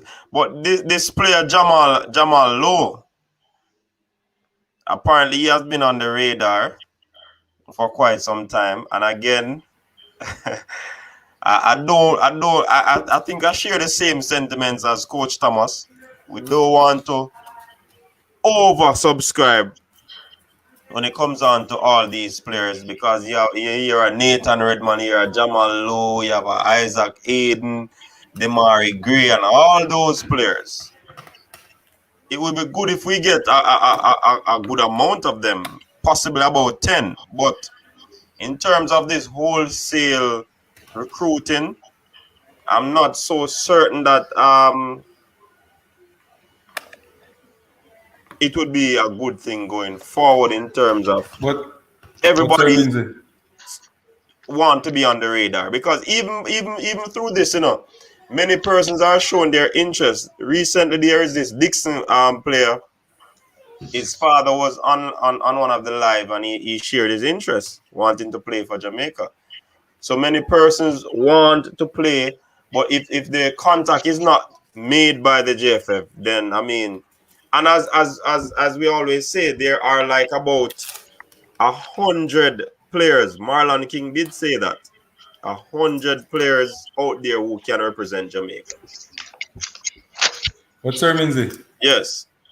if the player is good enough and performing well in the domestic club, why JFF don't go at him? That's a very good question. I would love to ask them myself.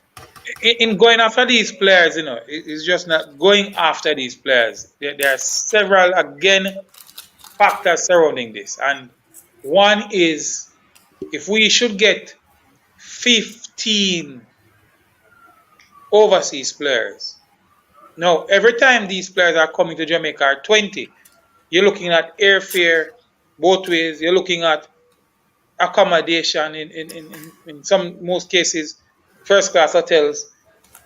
The overheads can be huge. So as I said to you guys before, we need support. We need additional players. We need players with experience at certain levels.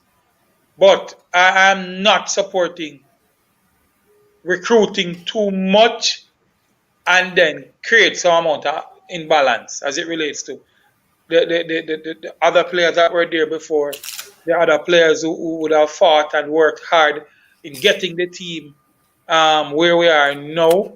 But we need help. Don't get me wrong. We need help. But going for players will attract other costs. No, That's question true. is, can they, with the overheads that they have and the debts that they would have find themselves in, can they take on all that responsibility and still stay afloat? Not sure. So they would have to be cautious in terms of planning and trying to strike a balance and then moving on from there. Question, Sir Coach Jeremy. Yes. Does the national sports industry pump money in JFF for running a football? You will get that, of course, but the amount of money and resources, I mean, you need to run a program that will operate as close as possible to first world. You're looking at millions of dollars. Millions of dollars. So Next question then. JFF with Captain Rebel could pay like a man like Schaefer so much money, and the other foreign German coaches came here, pay them a lot of money and stuff. Him derive those money to pay? I mean, good question, but I may ask you, were those coaches really getting those monies? It was public. It was public. Because there was one point when we heard that the coaches weren't paid, so we have to be careful on that. Sir Minzy, it don't sound good. Jermaine Lowe and the JFF, they have a big problem paying the player. I just can't understand that. Find the money to play them. It's easy to say all of this, but there are hidden factors all the time. There are several other factors, Parchment. Trust me. I like that one, hidden factors.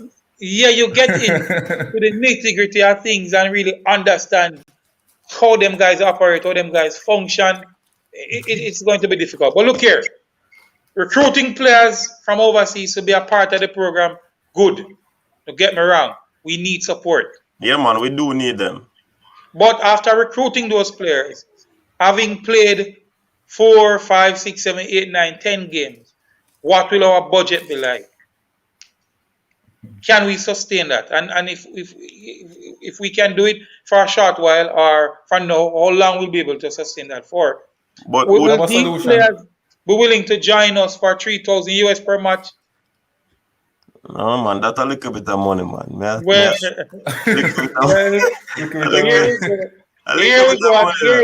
But coach, that's where the administration comes in now, you know. Right. And then can't them nah get away from the flogging, you know. Because if we're going to get these players and they are going to, why not use these players to market the program, to get sponsorship, to ensure that the program basically is sustained. So if we can't just bring them in and just say, all right, we budget only can take care of them for only a few months or a few matches. We have to be critical thinkers, thinking outside of the box. How are we going to ensure that we sustain these players' availability rather than just get them for a few games? I said something to you earlier, and I want you to look at it again. The persons running the JFF or the administration of football. Let me not say the JFF, but administration-wise in our country, they are from parish associations. Exactly. How successful would our parish associations be? How? So you're telling me now they don't have the intellectual acumen to actually run the JFF because the parish association were not doing well under their tutelage. Well, you did very well at literature, so you probably can read between the lines. But I mean, separate and apart from that, Kevin, outside of probably JFF and their history and whatever, the country has a resource issue.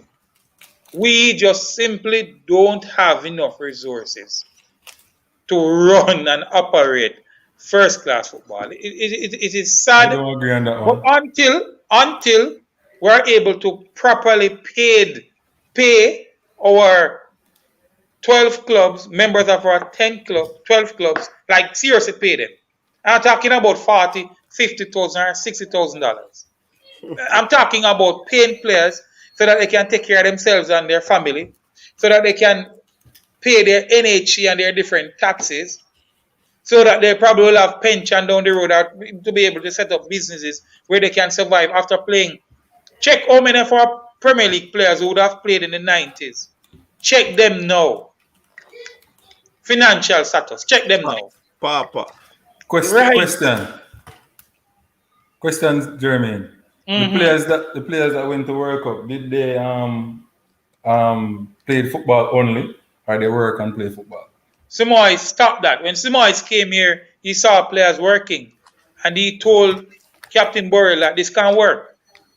There's no way you can have players working and playing football at the same time. So Simois stopped that immediately. Okay. And they were only playing football and concentrating on football. But when you're giving a youngster in Jamaica $45,000 or $70,000, and that player is probably taking fear going to training, I mean, it costs like probably $1,000 probably per meal in Jamaica now.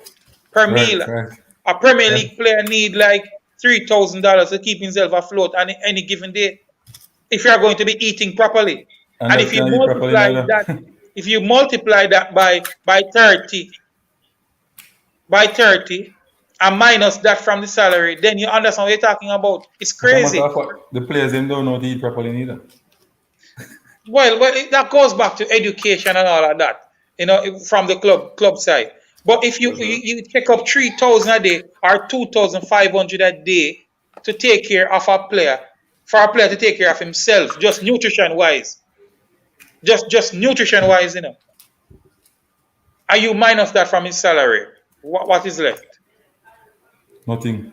So those are some of the things I'm telling you that. It's easy to say we need this and we need that and Jamaica must get this and Jamaica and make the comparisons. But when you really look into the intricacies of the situation, it's difficult, bro. Seriously difficult. It's difficult, but we make it more difficult for ourselves. essentially, what I'm gathering from you two gentlemen, or from Coach Thomas, is that in layman's term, we're not ready yet. We're not ready for I won't say we are not ready, Sir Minzy and Sir Jeremy. I would say that I put it this way: the president for JFF, Mr. Ricketts, it might sound harsh, but if you can get persons to come and sponsor the team, how long him in a power? How long him in a power now? over a year.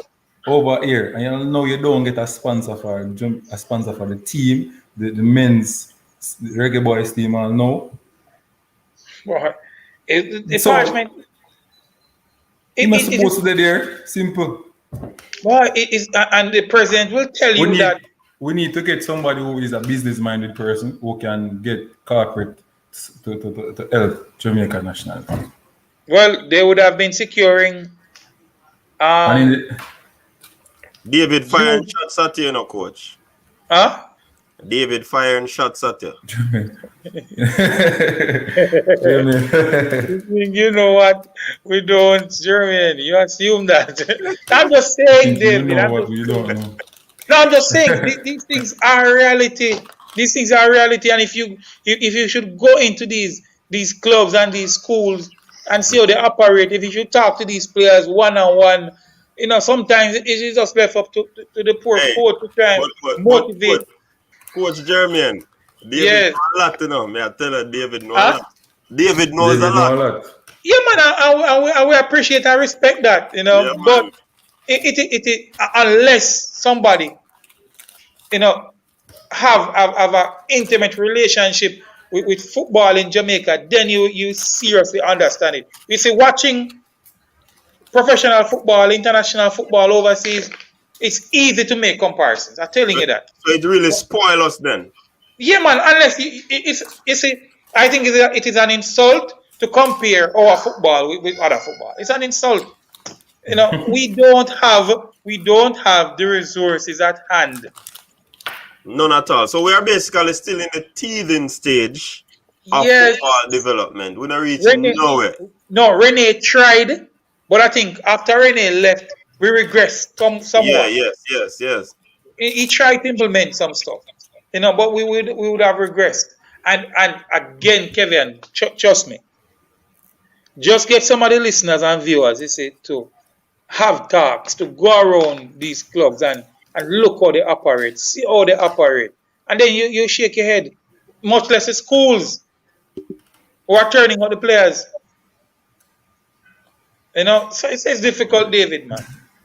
David, shots firing again. Depends on why you compare them.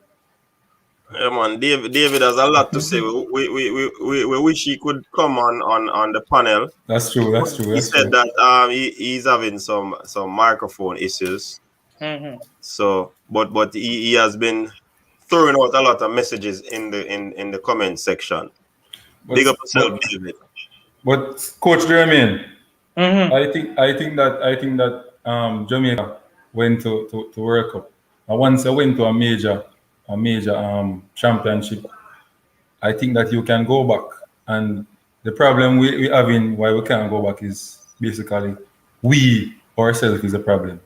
I don't think it's infrastructure or stuff like that. We ourselves are not doing the players justice as administrators and stuff like that. When a system fail or a team fail or an organization fail, it is no one factor. It is several factors. And yes, it might be incompetencies on the human side. But really and truly, as I said earlier, if you make the comparisons with the developing world as it relates to football, it's like chalk to cheese when it comes down to Jamaica. Yeah, man. We're down the pecking order. But Sir Minzy, hold on. Remember your question. We have a comment here on screen. I am Sando. How much longer will Jamaica's football remain in this state? That's a very, very, very, very potent question. Before we have a comment on that, I want everyone that is watching, go over to YouTube and check out I Am Sando. Just go over to YouTube and check out his work on YouTube.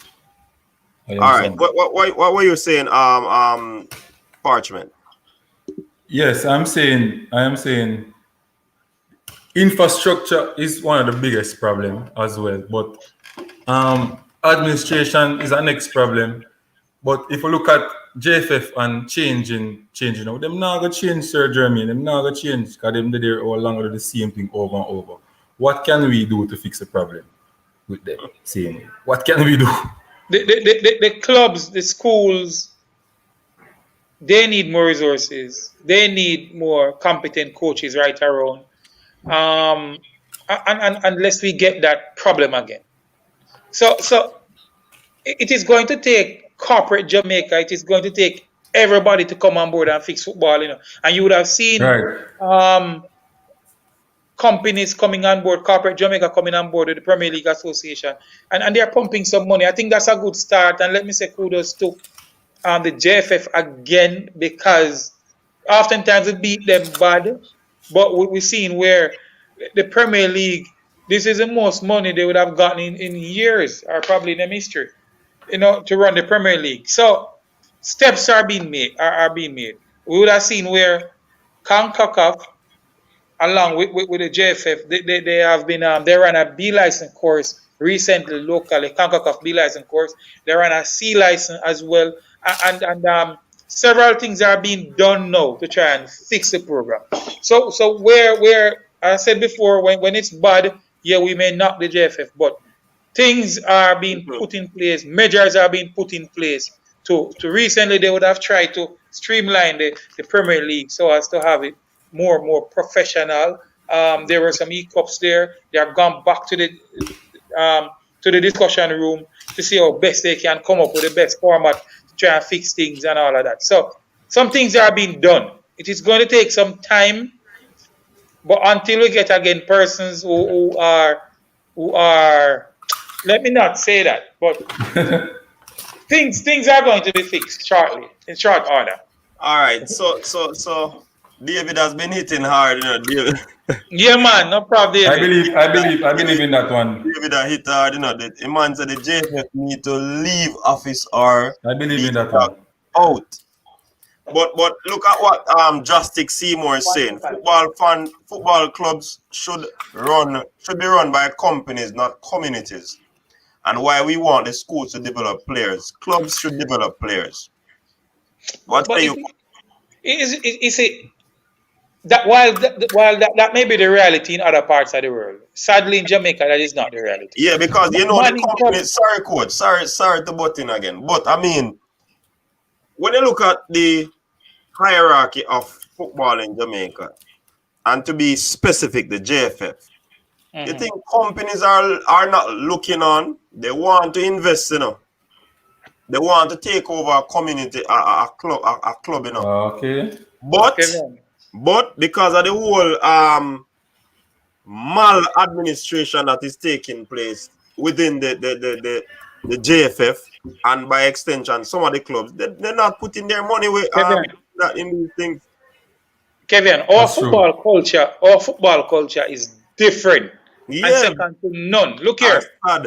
Our biggest competition in Jamaica is Manning Cup and Dakar Cup in everything. Yeah, how is that happening? Hold on. No other competition in Jamaica pull the amount of crowd that Manning Cup and Dakar Cup would have done over the last umpteen years in everything. So that is our reality, and we now need to find a way how we can work through our reality to make best practices of it. It needs changing, yes, but it is going to take some time. Our culture is just different, and we have to just admit it and try and work along with it. As David rightfully said, clubs should be responsible to develop players. And in truth and in fact, we would have seen where Portmore, Harbourview, and one and two more clubs locally would have been developing players. But if we are going to have real development, being that our schoolboy football would have been the mainstay for our local football, we would have to pay some attention there and try to have pump money there and try to develop some of these. What if some of the clubs maybe can adopt some of these schools and work with these schools? That can be another way we can look at it. But True. no club in some club in Jamaica don't even have one, probably a stadium for themselves. Some club in Jamaica, when they are playing, will not pull 100 people or 200 or 300, while some schools in some rural parts of Jamaica will pull 500 and pull 1,000. Sir Jermaine, the football in Jamaica is kind of unbalanced. Cassava has most of the teams in the National Premier League. Because they are so, and that is not good for football. Yep. I don't think so. The more I don't think it's good for national football, for development. But if you check Cassava, compare them to the other parishes as it relates to organization and structure of leagues and stuff. Proactive, they are way ahead of the other parishes. So why JFF don't go down to the other places where are not performing well and try to implement something down there? Take funds. Why? I don't think there are a lot of. Give me a second there. 1 second. I'll soon come. I don't think you can hit JFF on that real hard doing approachment in terms of going into member federations like a Paris association to dictate what they do. Leaders are there. Why can't they implement things? Why can't they be innovative like what Cassava is doing to ensure that their thing move? Because they said that business entities want to invest in clubs, right? You have a lot of big business players down the country who want to invest, but they're not gonna come away at Kingston come invest in our community down here. You understand? They want a club down where they are, so they can invest in that club and bring that club. You understand? So I think that with force, you understand, limit the amount of clubs coming from Cassava. Limit the amount coming from St. Catherine. You understand? Make all the parishes our taste of Premier League. Yeah, that would be like a franchise situation where each parish is responsible for putting a team together. Then there's an easier way now. You get companies to assist the clubs. So how would you deal with relegation? The same tier 2 system and the tier 1 system that they are going to put in place now. You have each club will have a B team playing in another competition. Not each club. The same company. No. The same. It's the same as a club thing, not a franchise thing. Same club, but already limiting the amount of clubs coming from one federation. You understand? And you do the same tier 1, tier 2 system. So you pick. So in St. Catherine, you have what 48 team, I think. Major League, Super League, and D1 team, right? So you pick like coming out of each. As when you look at it in Jamaica, too much unnecessary football playing. When it makes no sense. We need to organize the football properly. But I mean, you have some persons that love football and want to play, and if no competition is organized, them just go play some ball. No, we're not talking about the corner league or them think they are right. We're not talking about some structured league what them say when it make no sense. Like what? Like you have a D2 when it make no sense. D2 cut out now still. You understand? You have the same. D1 now. You have D1 now. And D1 to me really make no sense neither. Why? You understand? Why it don't make no sense is because, alright. In England you have the same tier system, right? And you have to qualify. You have to qualify for the next year. Right. And while you're qualifying for the next year, you have to beat a team who will come down from the first year before you can go. You understand? The team will get relegated now. The team will go up if you can beat that team to see if them can go in the next year. If they have quality to play. Right. You understand? So I think them should have the same system like that. If you're not good enough, if you win a league and you're not good enough to go there, it don't make no sense to go. It's going to bring down the quality of the football. True.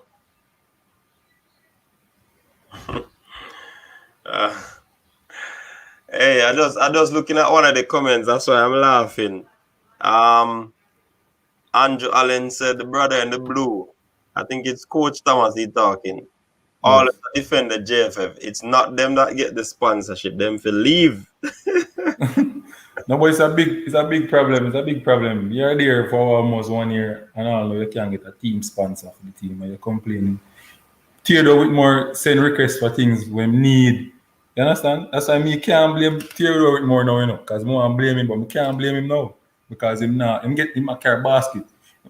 I use basket to carry water, coach me. You understand? And yet still, him still a go Gold Cup final, Gold Cup semi-final, and him still a win, and him still have the best record as one of the coaches for Jamaica. The record is win percentage because John would have had the best record. So you can't kill Coach Whitmore now because him have the best, him have basket to carry water. We can't blame him now based on what me hear, the league will come out, things we might request. The national team don't have a permanent fitness coach. The national team don't have analysis. Somebody who can analyze a team and give the coaches information about how that team play. Hey, David anti-JFF, you know. Well, the JFF is changing things now, etc. Just like in relationship. Do you know what I mean? Some people do things that show who they are and some of their personal traits that are not forgiving. and it continues by saying that is why there is a breakup. David, a sample. Yes, bravo. That's a very good point. But to add to that, Simon did say that while he was younger, or when the captain Horace Burl, he did a little stint in terms of recruiting and contacting the players. Okay. Since captain, it has not happened as yet. I do believe he had some very good insight where football is concerned. And Simon. in particular the Reggae Boyz. But the thing about it, you know, all these persons are expecting, you know, persons with the talent and the gift and the knowledge should just come back and give to the JFF free of cost. Because that's true. They wouldn't want to pay a Simon for this job. When he would have to be doing a lot of research and all of that to put things into perspective. So why aren't you going to pay him? But yet still, if they get someone from overseas, they will find the money. Yes. To pay that person. That's what they are looking at now to get an outside company to do analysis. That's what JFF is doing. Cost more money. I mean, like we have been saying, these persons used to run the parish league, and when you look at the setup of the parish league, it was nothing to be desired. So I think it's like politics. I think it's like politics. The IS the contractor will charge the most money and make sure some come out of you. That's all me say go on. Yeah. Yeah, but right now, people, let me see a few more of these comments. Christine Morris, welcome to the female. We have been having some females that are online here. Big up the females. We have a face in reality. We have some in the background that are not commenting. And now we have a Christine Morris.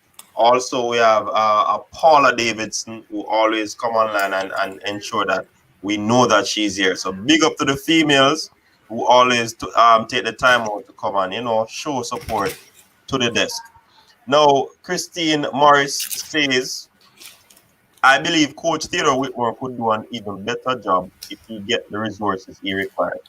I agree with that 100%. I did a video on that topic where there are some basic things that Whitmore would have been requesting, and he, to date, I'm not certain if he would have gotten them, and some ABC stuff that would have been ABC if you're head coach of any team.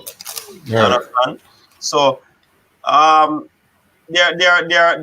are not many things to be desired where this administration is concerned. Let me Right. hear what David is saying. He's supporting that point exactly. And with more, not to mention, if you ask him what is his strategic plan for the technical, practical mastermind, as the gleaner have named him, etc., his answer would be to get the results. But Whitmore has also asked for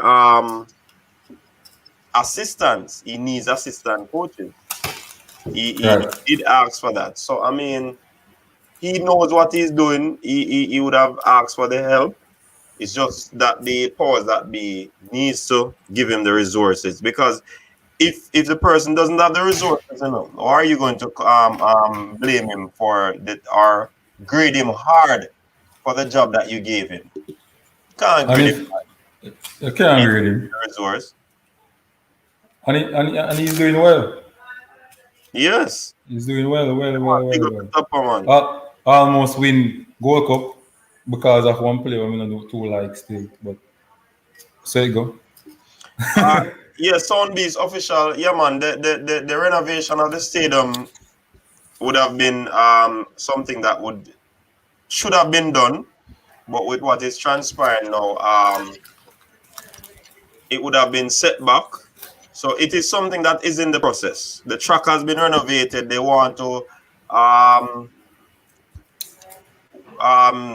what do you call that now? Do some additional construction, but I'm not certain if they're going to be doing it anytime soon right now. All right. Now, it has been a long show. We have been on since, well, for over 2 hours now. We normally cut off the show 2 hours. But I want to give thanks to all the persons who stopped by to be on the panel. Coach Parchment, Coach Thomas. We had Alex stopping by, Chad, Soundbeast official stopping by on the panel to share their few cents on what their thoughts are on what is transpiring in Jamaica. I really appreciate the support, people. Thanks for always logging on, sharing your comments, and we're gonna make this thing bigger and better, people. Continue to take care of yourself as we go through this global pandemic. Stay safe and ensure that you do the necessaries in order to protect yourselves and your family. Thanks again for tuning into the Coach's Desk. It is always a privilege to serve you. Big up yourself. I'm out. Big up yourself, Dames. David Nicholson, big up yourself. Richie Royal Productions, Soundbeast. Let me see some more persons. Ramon Mackenzie, big up yourself. Justic Seymour, big up yourself. Bravo, always on. Big up yourself, Bravo. Christine Morris, big up yourself. Let me see. Anjo or Andre Moore, big up yourself. Andrew Allen, big up yourself. Jamaica LOL, always on as well. You have some persons who are always here. Big up yourself, Sando. Go over to I Am Sando and support the thing. Also, Facing Reality. I want you to go log on. If you need some encouragement for your day to start today, just go over to Facing Reality and you'll get some great motivational content over there. Dan Frasser, big up yourself. All my viewers, all my subscribers, big up yourself. Thanks for tuning in. Thanks for the support. Thanks for always being here so that we can have these robust discussion on track and field. Indica Music, big up yourself. Tag Bask, aka Coach Parchment, Howard Mullins, Muta White. Everybody. If we miss the name Jordan Iron, if we miss the name Dan Fosser, if we miss the name, forgive me. It's just that we never see it. Big up on yourself. Tune in to tomorrow. We want to go live again. Matthew Cardoza, big up yourself too, bro. Richard Green, big up yourself. Soon I hide, I'm in a pseudonym. All right, so we want to be on tomorrow again to have some discussion. Coach Thomas, big up yourself. We're about to end live. You Big up. gone? Yeah, man. Anthony, big dog, big up yourself. So, yeah, man, normally, you know, the show goes for 2 hours, Mm-hmm. and we are way over the 2 hours by 24 minutes. So, we want to end the broadcast now and leave some things for tomorrow, because, of course, we'll be on tomorrow to continue our sporting discussion. No problem. Just tell them I'm not defending the JFF. It's just the reality, you know. It's tough. David, your coach a play. Coach a play the reality. David. Stop defending him, Sir Jeremy. No, it's the reality. It's tough, Virgin. I tell you, it's tough. And Bravo said all England 11 equal World Cup in Jamaica. What you mean? What if? What if? Tomorrow, continue. Tomorrow we talk more about these people. Thank you very much again. Like I said, I'm out. All right, take care.